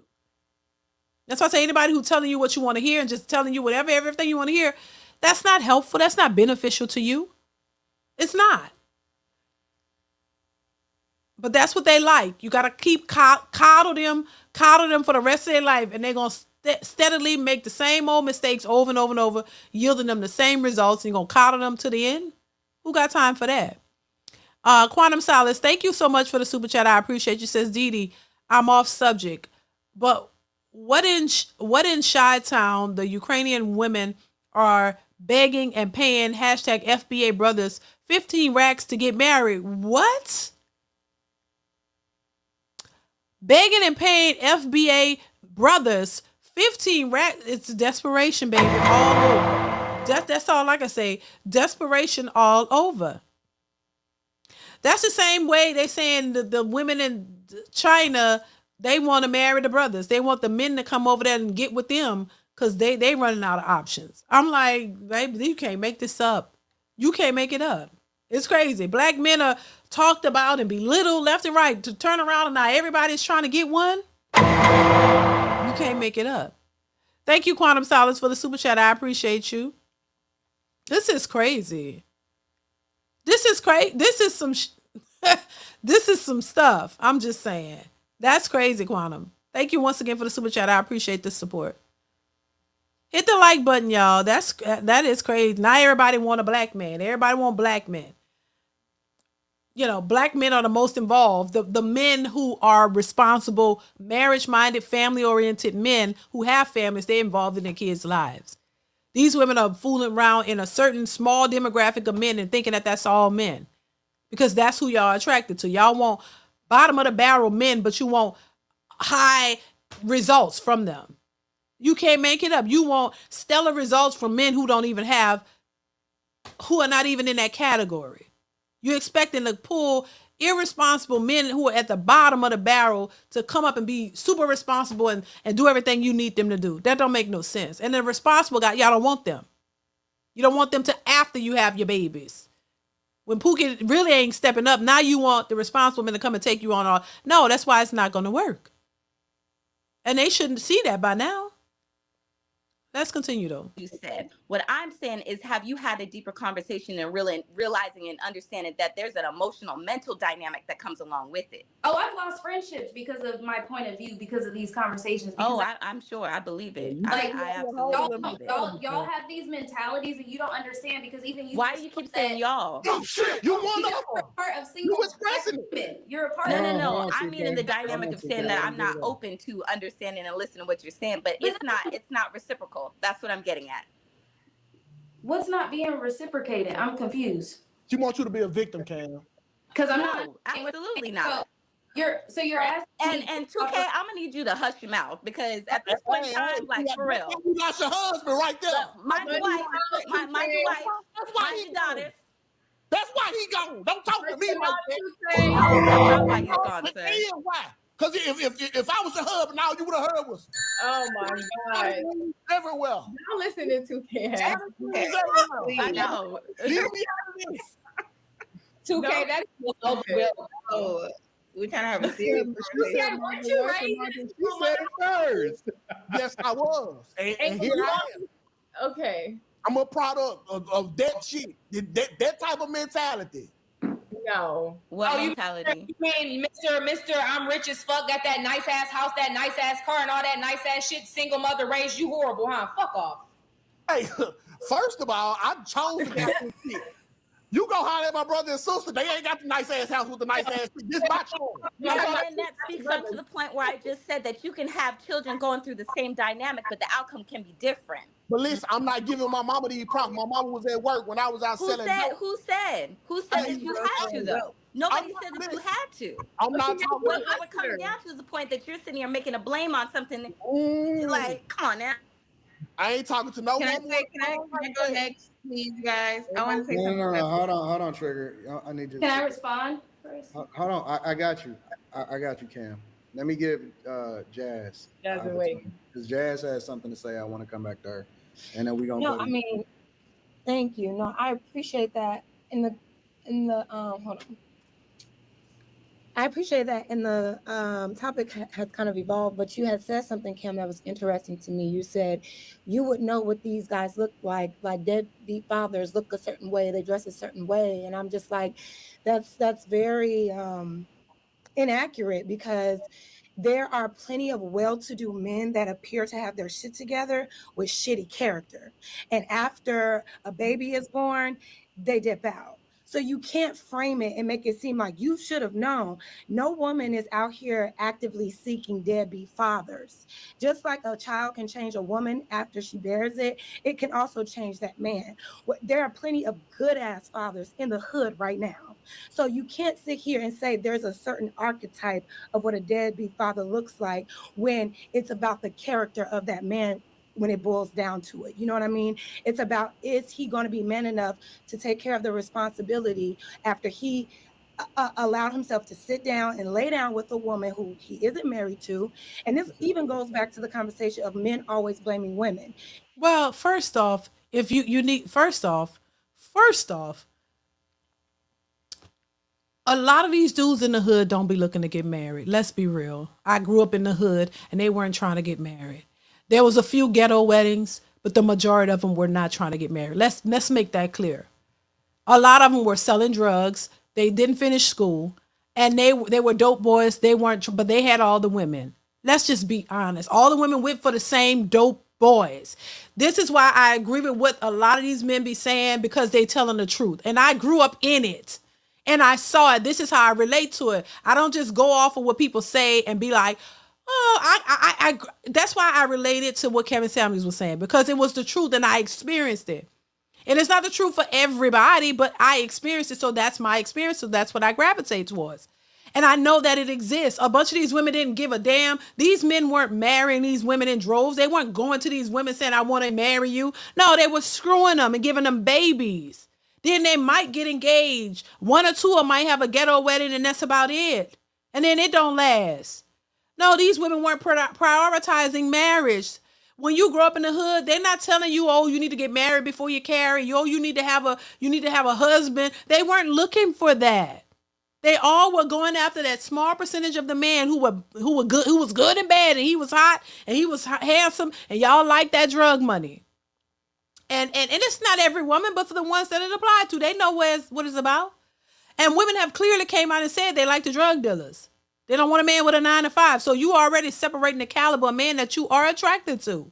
So there is a certain look. There is a certain character of these men, and they know it. And that's why I say women are being disingenuous and they're playing dumb. Like they don't know what's going on. You know the type of guy that you're attracted to. You know you like more of a dude with swag and, you know, the hood dude. That's all they like. And that's who they give their children to.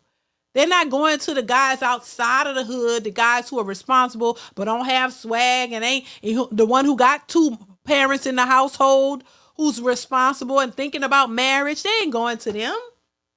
Come on now, let's be honest. And so there is a difference. It really is. But they act like they don't know that. And it's mind-boggling to me. Quantum Solace, thank you once again for the support. I appreciate you. Says they specifically want hashtag FBA brothers. They didn't say white men, exactly. African men or any other. Only hashtag FBA brothers. Haha. Back then they didn't want us. Now they lost the blessings. Now they cannot survive without us. Isn't that something? And that's something. Yeah, they specifically saying black men. Yes. They're not talking. They don't want. You're exactly right. And I've seen some of that, but I just think it's crazy. You know how black men went from being the least wanted according to what they said and the most horrible to now they're the most requested.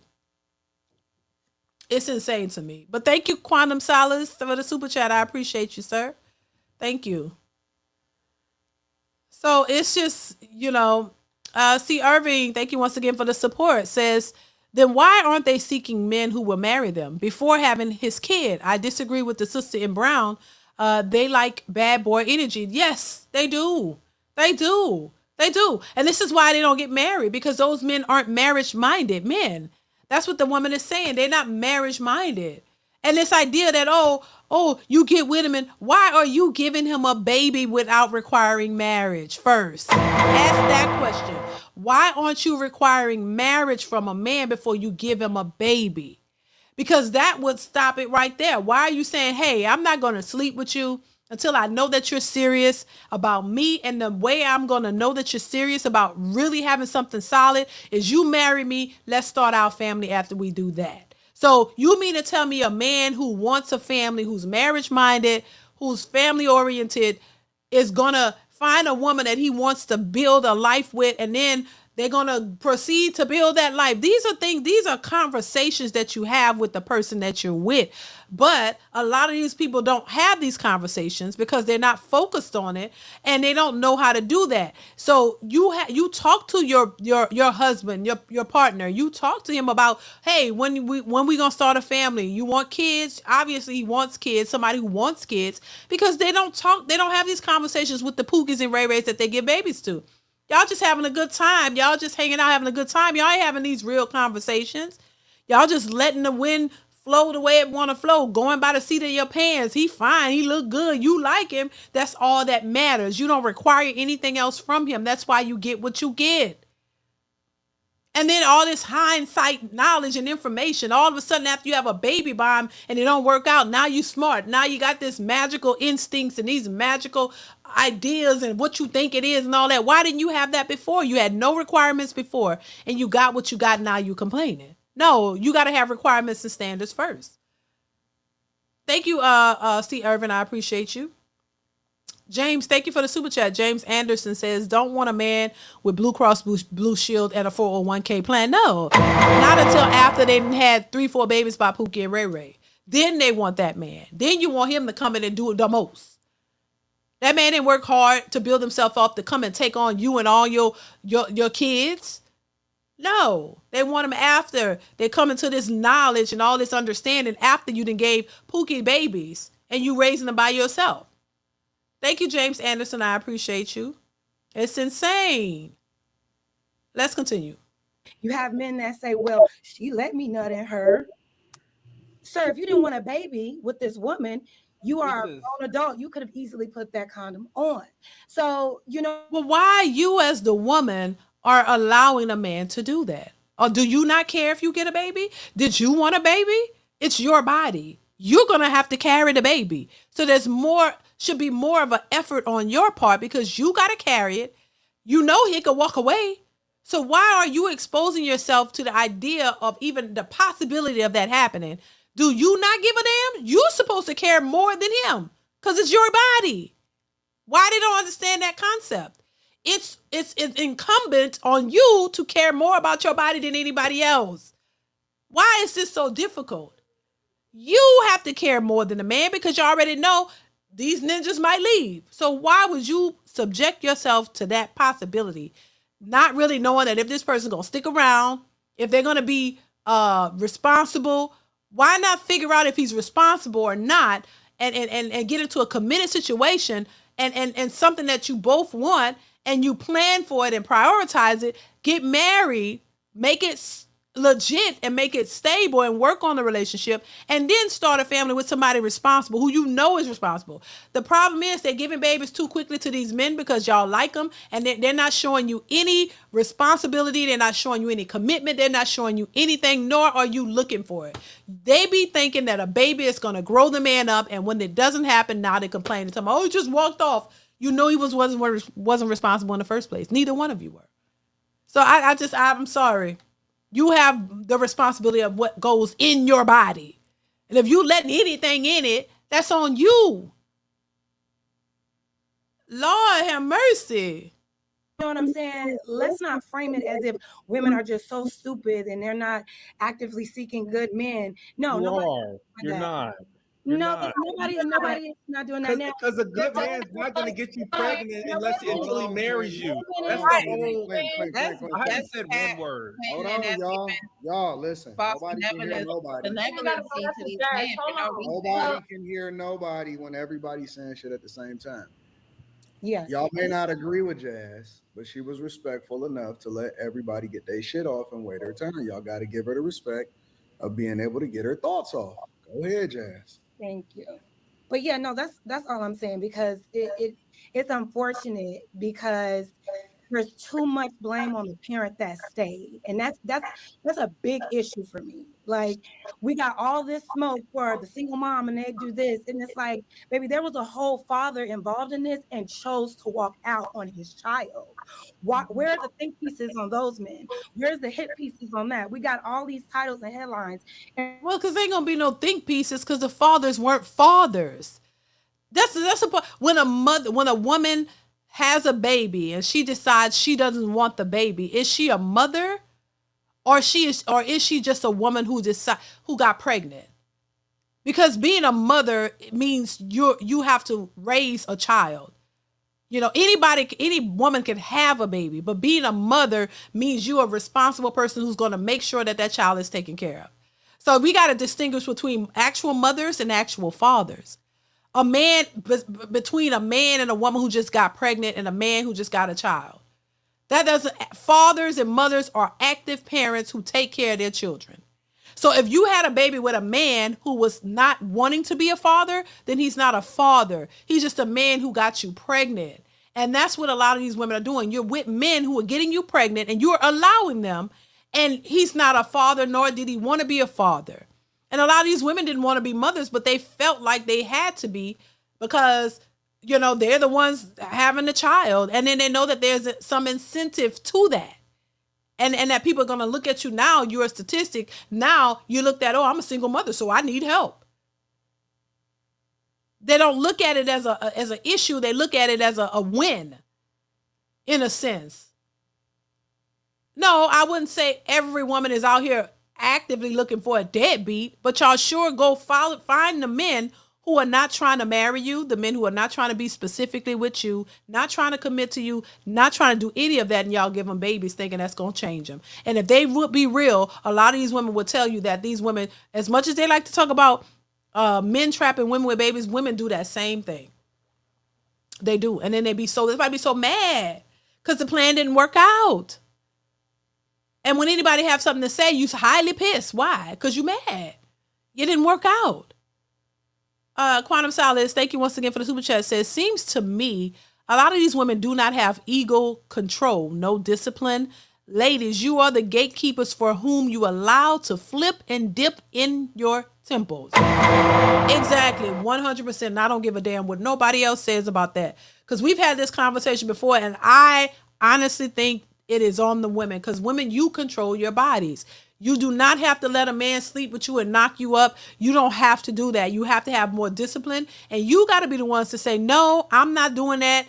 I want commitment. I want a family. I want a husband, and I'm not settling for any man who just want to flip and dip inside of me and not give me what I'm looking for. Y'all have to be the ones to change the narrative, and that will weed out the guys who are out here trying to flip and dip and play with you and not take you seriously. You and get yourself together, get your mind right so that you can attract the guys who actually want families and want commitment. But y'all don't go for the men who really want commitment. That's the thing. I've seen it. These women that had 4 and 5 babies with these hood dudes, and these dudes that married and went marry somebody else and left them with the kids to raise by themselves because they never cared in the first place. But he was a popular drug dealer. He was cute and all of this. He didn't take them seriously whatsoever, and y'all gave baby after baby to them. Several women gave babies to the same guy. A bunch of chicks in the hood got babies for the same drug dealer. And they end up single to this day. I seen it in real life, so you can't tell me jack shit. I'm just saying, y'all. I'm just saying, because this is real.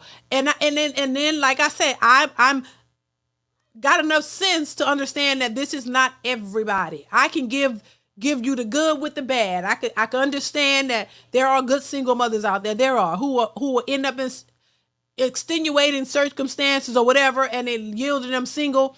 I get it, but y'all got to understand what these women are trying not to do is look at the side of what these women are doing, and they're trying to ignore it and put a band-aid on it. And they've been doing that for too long. You can't just say, oh, the men are just deadbeats when you don't even know who the baby daddy is. Come on. And you mean no accountability? How did he walk away if he never was there?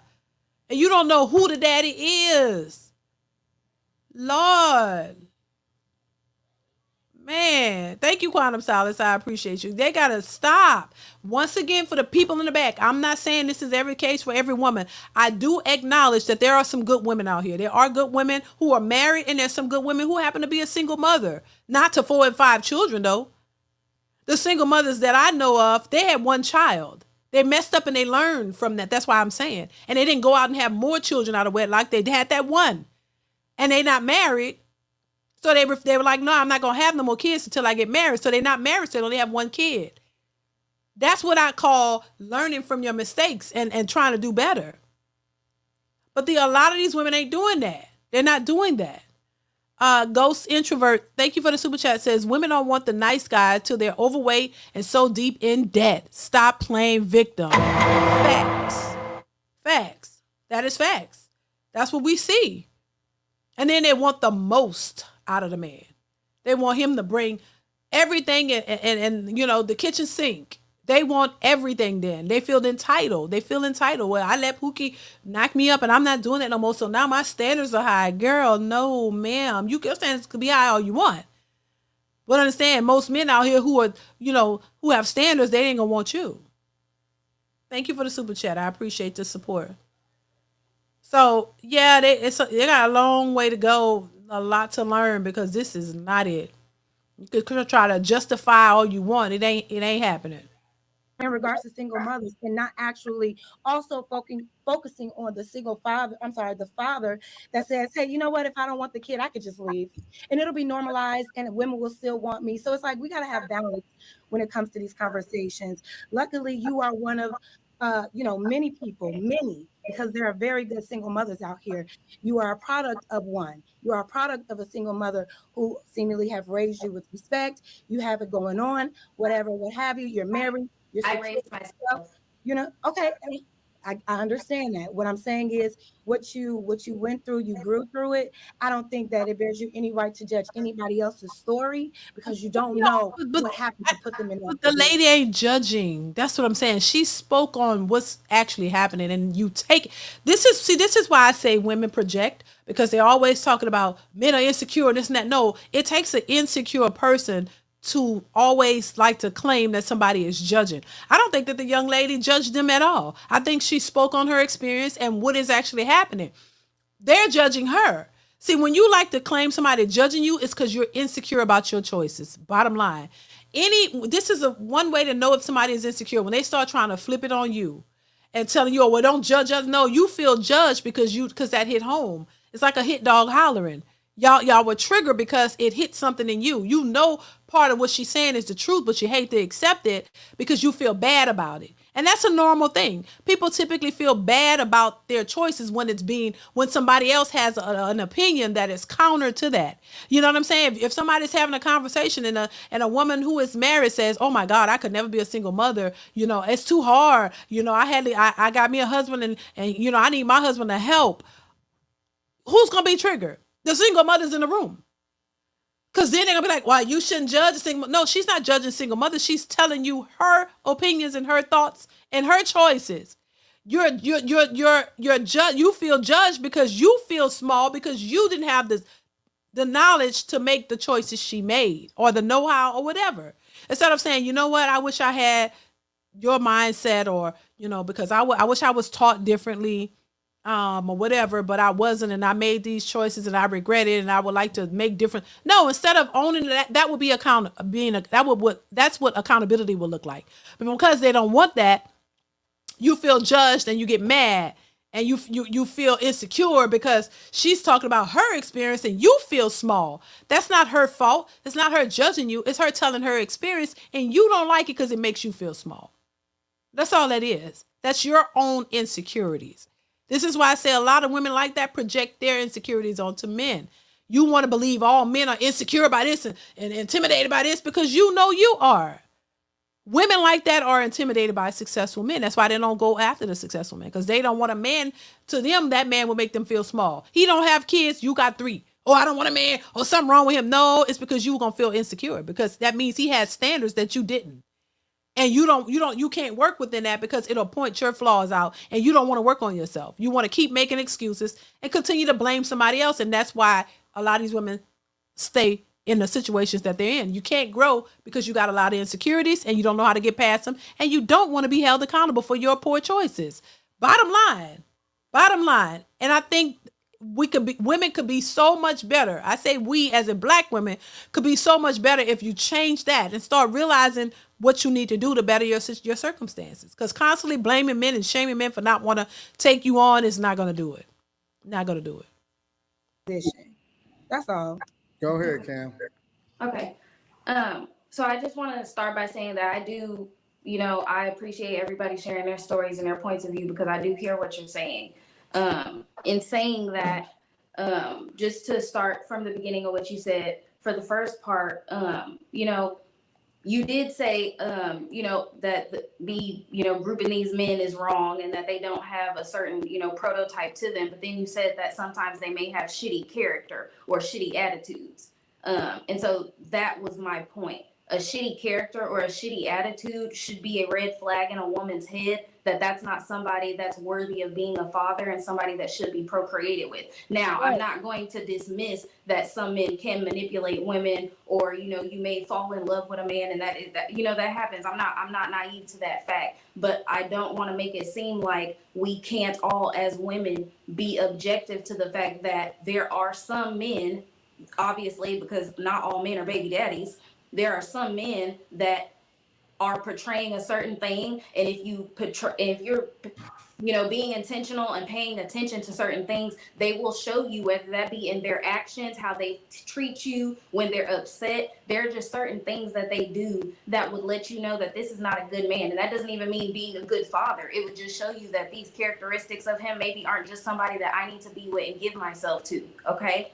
Next part of that is, you also spoke about the fact that the men are leaving and that we're not blaming them. So when I have this point of view, my position is this way because at the end of the day, when we get pregnant as women, we are the men have no rights when you're pregnant. You know what I'm saying? This is my body, my choice. That's what we said. So when you get pregnant, it's your body, your choice. It's your decision. This new abortion thing is new. So prior to this, you could have had an abortion. You could have gotten your plan B. You make the decision for you because it's your life. You know what I'm saying? So if you choose to be a mother, I feel like this sentiment is taken the wrong way because most mothers don't really, they didn't really think about the severity and the actual longevity of the job of being a mom. I think it's more so grief and guilt at the fact that I've now had a child, now hindsight realizing what all it takes. That's all I'm saying, because again, and that's what we see, clear as day. She's no lies detected. She's 100% correct. This is what we see. You don't get wise until after you've had 3 kids by 3, 4 different dudes. That's a problem. That's a problem. That mean and then don't want to accept the fact that they picked the wrong dudes. You pick wrong and then you complain about it. Because you're not picking for the right reasons. You're picking for your own selfish reasons. That's it. And then when you had a babies and these niggas ain't there, now you complaining, oh, they left. They weren't really there. You didn't have them. They weren't for you. It was just your turn and you were happy to give him your turn and a baby. So this is where I say a lot of these women aren't being truthful in their talking points and their actions. And when people bring it up, they get mad and get triggered. But it's the truth. The truth gonna trigger you. But it should trigger you in the right way to make you realize what's really what you're doing and change that behavior. But instead they get mad and act like, oh, they're bashing women. No, y'all don't want to listen. No, you don't want to listen, but that woman is married. But I bet the majority of them are not. And they're single mothers. So what does that say? She's doing something right and y'all are not. And instead of getting angry, why don't you listen and make the necessary changes so that maybe you can get a better outcome too? That's all I'm saying. And a lot of these women don't want to hear from married women because they're intimidated by them. I said it. They want to hear from the same sisterhood of single mothers because y'all all saying the same shit. You don't want to hear from nobody else because they're going to require you to make some changes that you ain't ready to make. Let's keep it 100. You like what you're doing. You like fooling with the pookies. You like what they offer you until it's not beneficial and then you want to complain. You like being the victim. A lot of these women are perpetual victims. You like being in the victimhood Olympics. How they say it? Being a victimhood Olympics. You wanna always complain. Because you want somebody to have sympathy for the single mothers. And now people are saying, nah, I don't have no sympathy for y'all because you're doing this on purpose. You're not requiring the right things. You're not looking for the right things from the right man. You're complaining about the pookies while pookies are been pookie. They doing what they always have done. And you going with them and thinking that they're going to change. And thinking that if you do something different, I don't know, you put the coochie on them a little harder. Oh my God, he going to flip around and he going to be Denzel Washington. You know what I'm saying? You put it on him real good. He going to give him 3 babies. Oh my God, he going to flip up and he going to be the best ninja ever. He going to turn around and give you the world. No, you just got another baby and you still by yourself. And he moved on to the next. So I don't understand it. Let's continue. In saying these conversations, these men that I've never met a woman that I know, even again, friends that I know personally, when they speak about their baby daddies, they're not good. Like they literally would be like, oh, he's a great father, just not a good boyfriend. That's not a good father. You know what I'm saying? He couldn't have been a good father. He should never have been given a child. So all I'm saying is we as women just need to understand how big of a gift a child is. And if you're going to give a man the gift of a child and go 50-50 on a whole human, that is something that we as women need to take more into consideration. You know what I'm saying? That's all I'm saying. You're absolutely right. The responsibility bears on both parties, though. It's not more so on this side and a little less on. No. Both of us, if we're coming together and we're having casual sex and we want to lay down and I say I'm not ready for a child, I'm going to do everything in my power to prevent that. If I say wear a condom and you don't wear a condom, then we're not having sex. If you're a grown man and you say, hey, I want to just have casual sex, then you should always have condoms on deck. If a woman says, I don't want to do condoms, you should leave that room immediately if you really are trying to avoid unwanted pregnancies. So I don't disagree with you. Now, when it comes to the part about the character, I specifically said once the child is born, it can change the man just as much as it can change that woman. This is why women go through postpartum depression. This is why there's so many different things. But postpartum depression does not change you.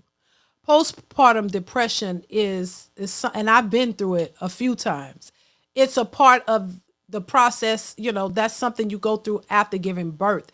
It doesn't make you want to leave your child, though. It doesn't make you want to get up and abandon your family. You know what I'm saying?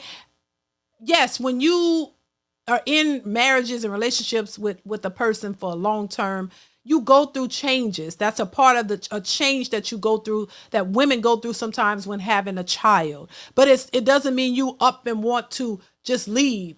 Men go through changes too. And I personally haven't heard this large scale of men who get married, marriage minded men who get married and who want families. When their wives have babies, they just up and all of a sudden I don't know if I want this or not. No, that doesn't happen like that. The men who are marriage minded men who want families don't switch up like that. Women think things that, and you can't equate postpartum with that. That's a totally different, that postpartum does not also that it doesn't make you just think, oh, I want to run off and leave my family. No, it's something that you go through, but it never once did I feel like, oh, I want to leave. No, and walk away. No, and I don't think men who want families and marry women, when their wives have children, they just all of a sudden change drastically for no apparent reason and they want to leave. That don't happen like that. That don't happen like that. Now, if there was a traumatic event that happened or something that caused a mental block or there was something else going on, then that could be that maybe that could be in that instance. But just a man who wants a family and wants a wife and wants this, that ain't happening. That ain't happening. And I think a lot of these scenarios are something they're making up in their minds to justify their points, but they've never experienced that. And they've never seen that because the majority of them they're in a group of people who they've never really been married. So you don't have that experience. You've never really seen it. You can't really say that that's happening in large numbers because most of them have never experienced long-term relationships or marriages. So you wouldn't know. You don't have the expertise in that area. You're just thinking or making something up. And that's what a lot of women tend to do. Most women have never even been in serious relationships. They only been in situationships, having casual sex. That's it. They don't really be in real relationships. So they wouldn't know what a real relationship would look like and how to maintain one if they had to save their lives. They wouldn't know. Classic perspective says, I've had good drippy grips from women.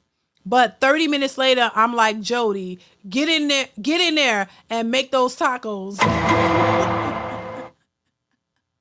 Okay. Okay, Classy. Thank you for the super chat. I appreciate you. Okay, I think I know what you're saying. Thank you for the super chat. I appreciate the support. Give me 1 second. Lord, the heat is on, y'all. Hold on. Baby.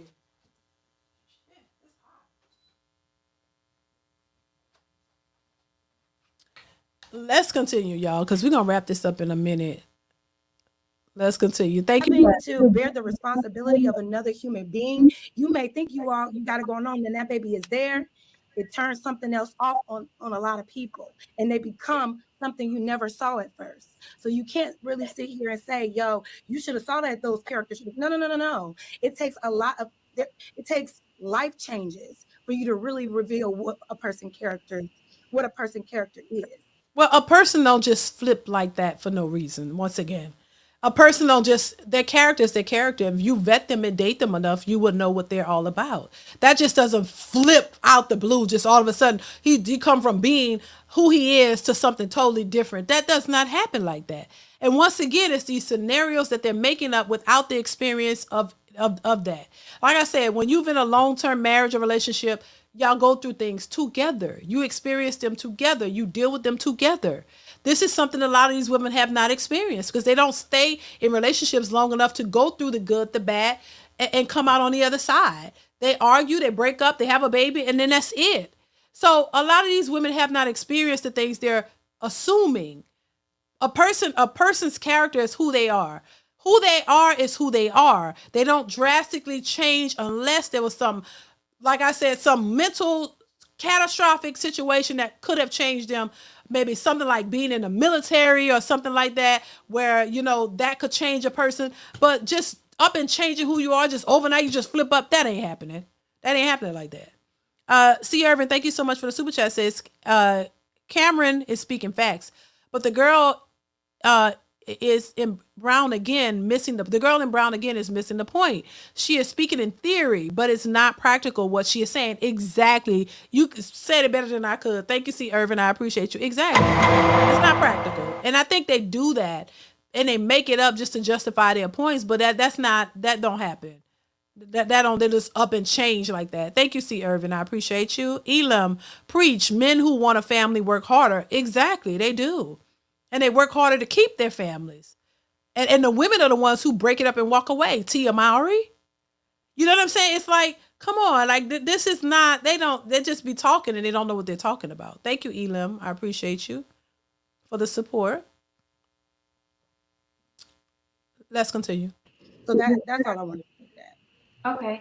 And I can agree with that. I can agree with that. My only other thing to what you're saying is that that I disagree with would be that this idea that unprotected sex between two people equals wanting a child, or that if a child does come into fruition, that means automatically he needs to take responsibility. When two people, and that's why people shouldn't be having unprotected sex anyways. Like, that's the issue, because when a child comes into play, what if he doesn't want the kid? Like, again, just because somebody says they want to have unprotected sex with you does not mean they want to have a baby with you. So even if, because again, when I hear women talk about being pregnant, becoming single moms, it's not because they're not honest in saying they had unprotected sex. When you ask a woman why, what does she say? Because the condom broke. Everybody's condom broke. So I'm saying they're not even saying they had unprotected sex. Nobody's being honest with that. So what I'm saying is, if you're going to do that, that's not what that means. Having unprotected sex as two consenting adults does not mean if you get pregnant, yes, I want a baby. That's not what that means. Having a child together means I want to have a child with you.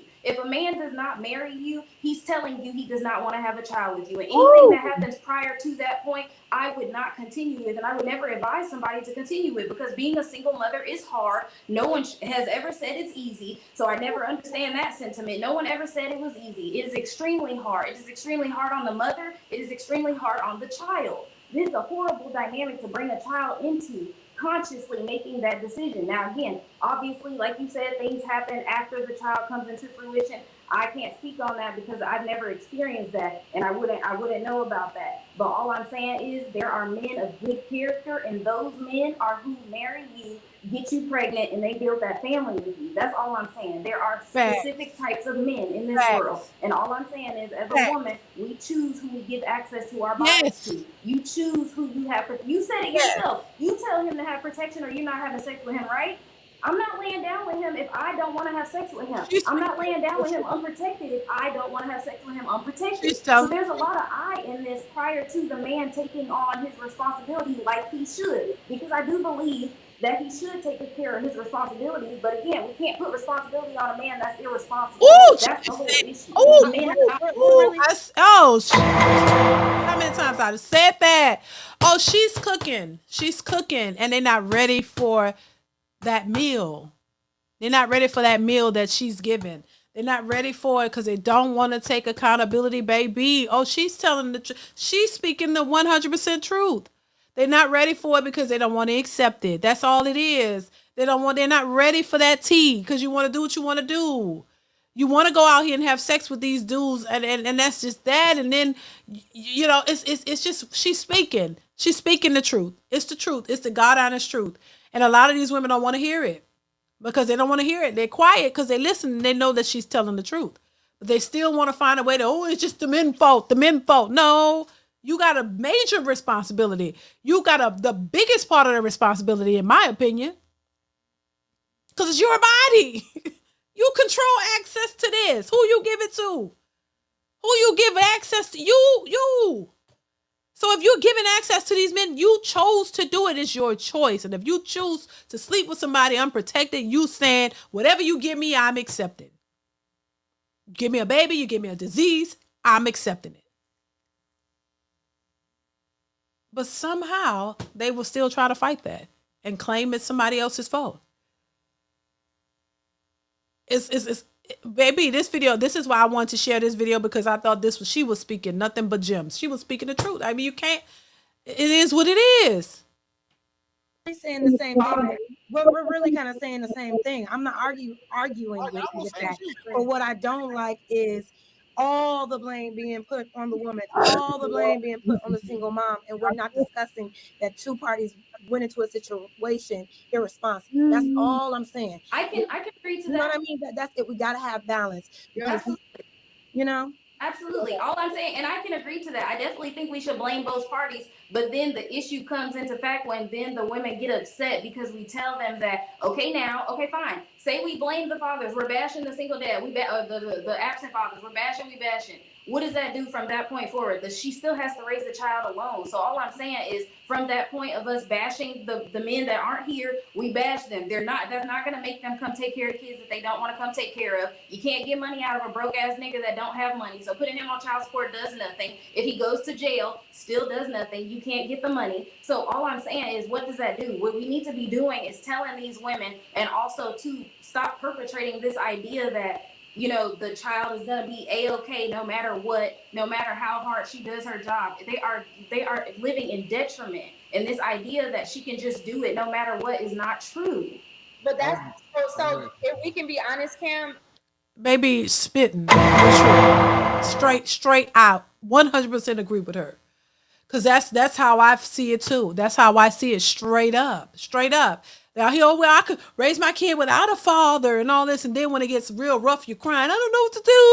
I just want to send them away, and I want to do this, and I have no help and all this. You don't think about that before you decide to have the child with the man.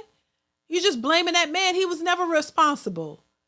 And you weren't either. Because if you were, you wouldn't be opening your legs to men and unprotected and making babies, knowing that it's going to be difficult to raise if he decides to opt out.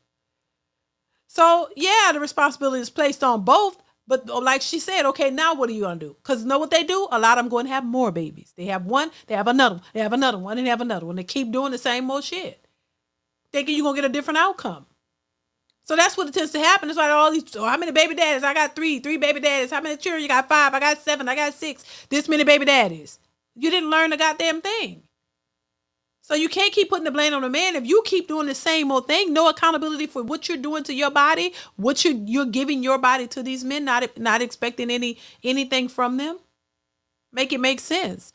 Quantum Solace, thank you for the super chat. Says, truth is a dish best served cold, and Shawty was spitting major facts. Thank you, Quantum Solace, for the super chat. I appreciate you. Yeah, I agree with every word she's saying because it's the truth.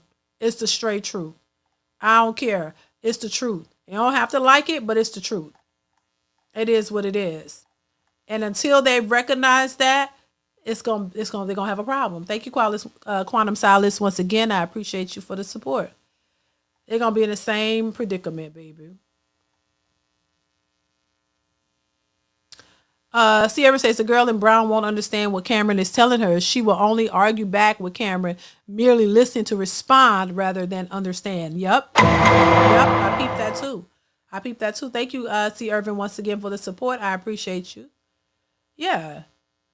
Listen to respond, and they ain't taking none of it in because they feel funny. They sitting there looking, and they never thought of it like that. You know what I'm saying? Let's continue. That was my issue with the conversation in the beginning. The conversation was leaning so much toward a conversation of single Black mothers versus the fact that it needs to be a 2-parent household.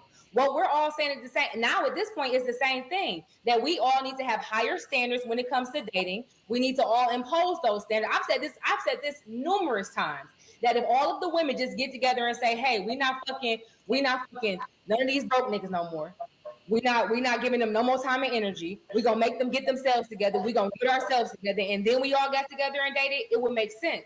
But unfortunately, the beginning of this conversation didn't read that way at all. Not fucking broke niggas ain't gonna.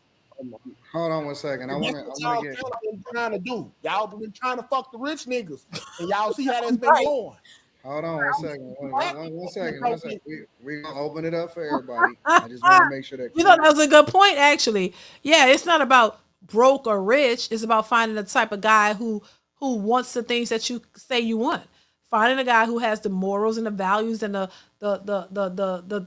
type of man that you say you want to be responsible and all of these things. The one who wouldn't just knock you up and leave. Like the one who would take care of his responsibility and make you a priority and the child a priority and be committed to you. That's what they say they want, but a lot of them don't want that type of man. That's the thing. He's too stable. He has too much stability. These women want to dibble and dabble in stability. They want to be able to be outside and then come home to a stable man. And see, that's not going to be able to work like that. You're not going to be able to have 1 foot in the ratchet area and 1 foot in the stable area. You have to change. You have to be what it is you say you want. And that's their problem too, because they don't want to be, at home, raising a family, doing what's necessary for that. They want to be half home and half outside.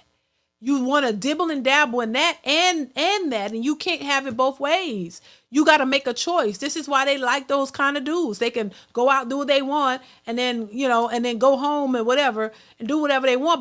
But when you are dealing with a stable man in a stable environment, that's going to look totally different from what they're used to.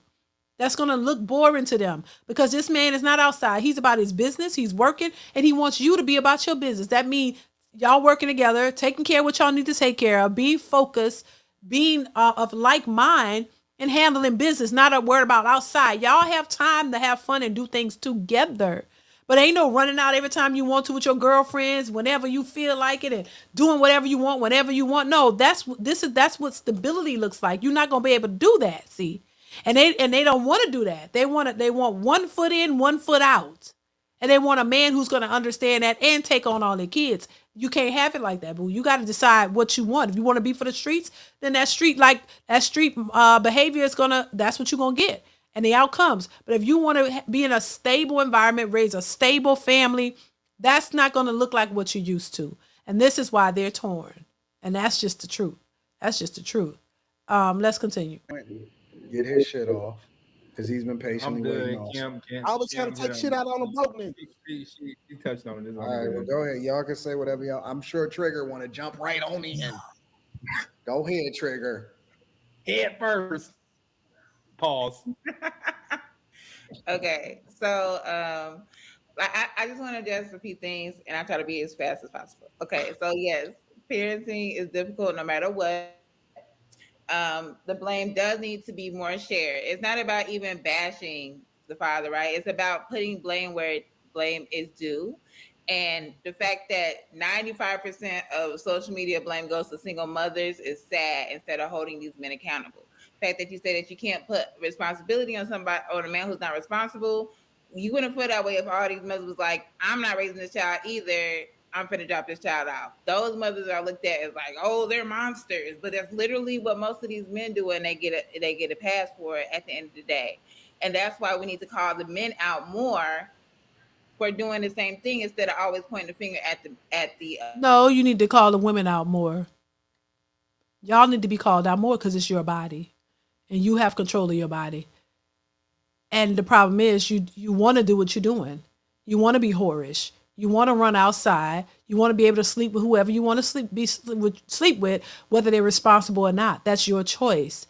It's your problem. And y'all need to be called out because the men can't make these decisions. You do. Just the same way, if you decide you don't want that baby, you can get rid of it.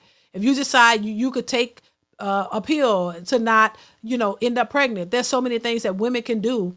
You could not sleep with these men. You could build a relationship with the person before you jump into bed with them and end up getting pregnant by somebody you barely know. That is your decision. And if you don't want to, just say y'all don't want to be held responsible. You don't want to make the right decisions. Most people don't. Most of them don't. It's fun to be outside. It's fun to be reckless. It's fun to have sex with whoever you want to. It's fun to just do all these things. But when the real responsibility have to kick in, you don't want that part of it. You want to blame somebody else for your shortcomings. That's the thing. Everybody's all about having sex. Sex is great. Yes. But it could be great with your husband. Okay? Let's start focusing on that. You don't have to be for the streets to have good sex. You don't have to be for everybody to have a good time. Why you can't have a good time with your man? A man who really wants to be with you and cares enough about you to really want to marry you, really want to build with you. Why you got to be for the streets? That's the problem. Women think it's a flex to be for the streets. And it's empowerment to go out and throw your cooch all over everywhere. And then when you pop up with something, you blaming a man. When it's your body, you throwing that cooch on them too. They're not grabbing you up and making you do it. You wanted it just as much as they did. So you're just as responsible. But because it's your body, I'm sorry, you got the majority of the responsibility and the majority of the blame. I'm going to put it on you because it's your body. And if you are offering it to a man, he going to take it. And if you know you could end up with something and a baby that you know you're going to take it by yourself, why would you put yourself in that position? Yes, men need to be, who are running out here, they need to have more discipline. Yes, the men need to have more discipline as well. But they can have discipline all they want. But if you still running behind the D and trying to throw your body in front of him and entice him, then he's going to be enticed. Because a lot of women think something is wrong with men who don't want them. A lot of women think something is wrong with a man who has discipline. Let's keep that real. There are men who have discipline and can see an attractive woman all day and they don't try to sleep with her. But if he chooses not to do that, oh, he got to be gay or something got to be wrong with him. So it's on one hand, you say, oh, men need to have discipline. But the ones who do have discipline, oh, if you see a fine ass in front of you and you ain't trying to holler at that, something wrong with you. No, he has discipline. He's not trying to throw his thing in anything that he knows better. He ain't trying to throw his thing in any big cooch or big ass that's in front of him. So men got to get it together too on that front, because y'all. I've heard men say, "Oh, a man who has discipline, oh, something wrong with you. You ain't gonna want to tap that." So y'all got to get that together too. So everybody got to work on that, and women don't have the discipline at all either. You look good and you look like what they want. They're throwing that cooch on you with the quickness. They don't have to know you. You come on, let's go do it, and that's that. You don't got to be in a relationship. This is why they begin. Oh, I'm pregnant by my situationship. Yeah, you meaning you don't know this. You don't know this dude.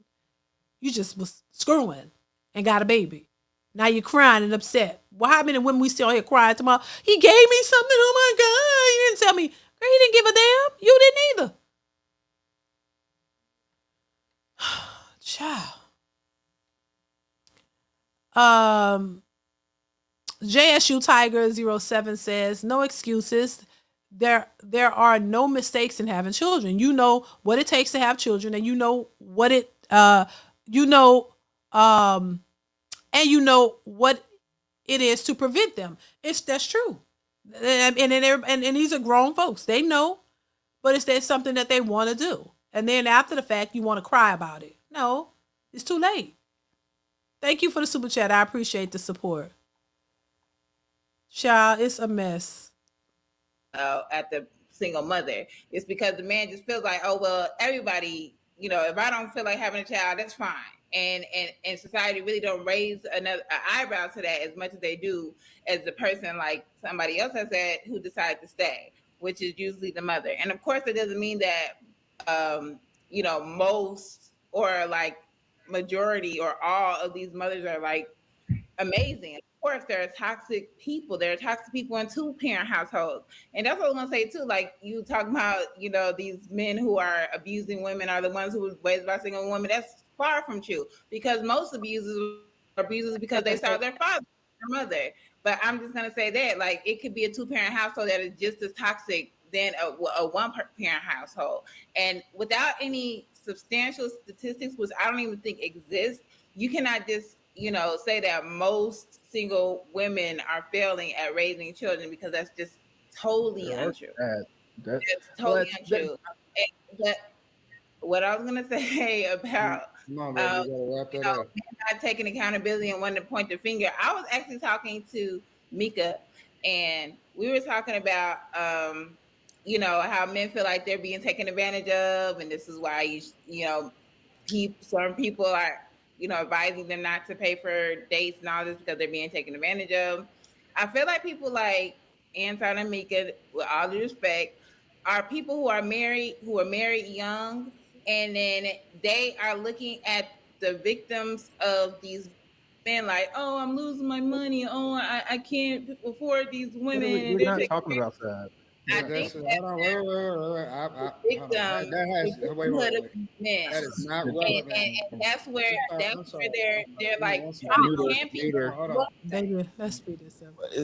Okay, being a single mom is a choice, though. They just for the most part, They choose it. So You your choose it. so your Well, remedy like is if you what you get Kim said that I was pregnant. gonna say. You just talked for like 10 minutes and didn't say shit. What she said is, like responsible men have babies within a marriage. Come again? Why are y'all so mean to her? Because you No, no, just no. talked for an hour and then I tried to say Hold on, something. hold She on. started talking But no, again. it's not that we mean. Is that Trigger has to be reined in sometimes Child, because she'll go into a yes, it completely is different a part of the choice. conversation that we not there yet. Choice. So she wanted to talk about something. Get pregnant. I see a flood of congratulations on Instagram. I see nobody having a real conversation with this woman prior to this woman even getting pregnant or her perpetual behavior that actually institutes single motherhood. I see none of these women holding women accountable and saying, hey, don't you know that this is a very serious thing that you're about to do? I don't see that conversation I being don't had. need. You think we can have that conversation in the comments on Instagram, Anton? You don't think we No, gonna I have? don't. I No, don't see the no, conversation We being. have every other conversation Hold on, on hold social on. I media. don't see the conversation being had at all amongst women. I don't The either. only people that are having a conversation, and y'all got to give us some credit because the men just got the microphone. Like for a long time, we've been thrown under the bus. Black men ain't shit. We, absent fathers and all of this shit. When in reality, if you look at the data and the statistics, black men are the most in their lives and the most active fathers amongst all men. And so when we start to pay attention to what's really happening out here in these streets, more women than ever before, which shows you that accountability is not being levied against women. More women than ever before are choosing to become single mothers, and they're sleeping with the same men Fact. because most black men, most statistically speaking, do not have children and do not have children out of wedlock. It is the same men. It is a small percentage of men that's getting the majority of the women That's pregnant. And so if you're going based off of that true. alone, then that means that women are choosing to sleep with the same men and have children out of wedlock. And ultimately, they're not being held accountable at the same. See, when we don't do what we got to do, we go to jail. Our wages get levied for the rest of our lives. Our license. And here's the thing: I'm not saying that it's right, or I'm not saying that it's wrong that we're being held accountable. But where the part of the conversation becomes disingenuous is to say that women are being held accountable. And even when you start to have a conversation about women's choices, Put it back it to always comes back to, well, what about him? X. They never fully take That's responsibility of the true. circumstances That's true. or the choices that they now have, the Mhm. freedom to do what they want to do. Yep. They never take responsibility at 100%. And we're also not putting in part of this conversation about the women that leverage the children It's against the the men father. because they don't like the man that they chose to have children against. Mhm. Those are the monsters. We know that. And it's a lot of them. Listen, we gonna stop right here. And you know what? He's absolutely right. That's what I'm saying. They don't consider all of the different scenarios, the things that actually happen. It's just, oh, all single moms are great. No, but I said nothing about a single mom. Like they, like they're really queens and they're really perfect. Like, come on now, we got to stop with that. That's not gonna help bring change. It's not gonna make it better. And this cosign and this single mother epidemic is not gonna help them get any better. It's not going to help the children. It's not going to help the entire situation. These kids are at a deficit. These women are going out here feeling empowered to sleep around and do whatever it is they want, and then they're making broken homes out of it. And then these kids are the ones who are going to suffer. I don't care how much money you think you make and you got it made in the shade. Those kids need fathers, and you don't. They don't have that. So what do you think is going to happen? They're gonna grow up feeling like they're missing something. They're not gonna be complete. And instead of making excuses for your behavior, why not change your behavior for the betterment of you and your children? It only will make you better. At least start teaching them certain things and exposing them to different things and not just wallow in this foolishness that is hurting the black community. It really is, and they don't see it until it's happening, and then by that point it's too late. There's nothing you can do about it. You done made the choices. You done messed it up. I'm sorry, y'all. You done messed it up, and now it is what it is. And all you're gonna be is complaining for to the end, because there's nothing you can do. And no amount of shaming men is gonna make men want to put all that they've worked for on the line for women who have not worked on themselves, and the possibility of getting these kids to be your kids and all this kind of stuff. No, that's these men are looking elsewhere for wives and families because they can't create them with the majority of black women because most women think this way. No accountability whatsoever. It's always somebody's fault. So that means you're not working on yourself to do it better. Anytime you ask these women, hey, 3 flaws, they barely can name flaws, legitimate flaws of areas that they need to work on and change. So they're in denial. They don't understand. They don't have any self-worth. They're not self-aware. They don't see the errors of their ways, but they're complaining about the outcomes of them. So listen, baby, listen, I'm gonna leave it here. Hit the like button on your way out, y'all. Please hit the like button. At least hit the like button on your way out. Because the majority of y'all ain't hit the like button this whole time. So at least hit the like button on your way out. Make sure you guys are continuously watching the videos that are posted on the channel. You guys go over and watch the video, hit the like button, help the videos get some views. Views are down, but definitely go over and support by watching the videos, y'all, and liking the video. Also share them if you can, and hit that notification bell to be notified when I upload new content, y'all. So I appreciate you guys for being here. Thank y'all once again for joining this conversation and chiming in. Shout out to everybody who gave super chats and cash apps. I appreciate you guys for the support. Thank you so much. I appreciate y'all for that. Everybody who liked the stream, everybody who chimed in, everybody who gave their opinions and thoughts, I appreciate you for that. Make sure you continue to support, you guys. Hit that notification bell to be notified when I upload new content, y'all. I'm going to go ahead and get out of here. Y'all be safe. Take care. And I will see you in the next one. Mwah. Bye.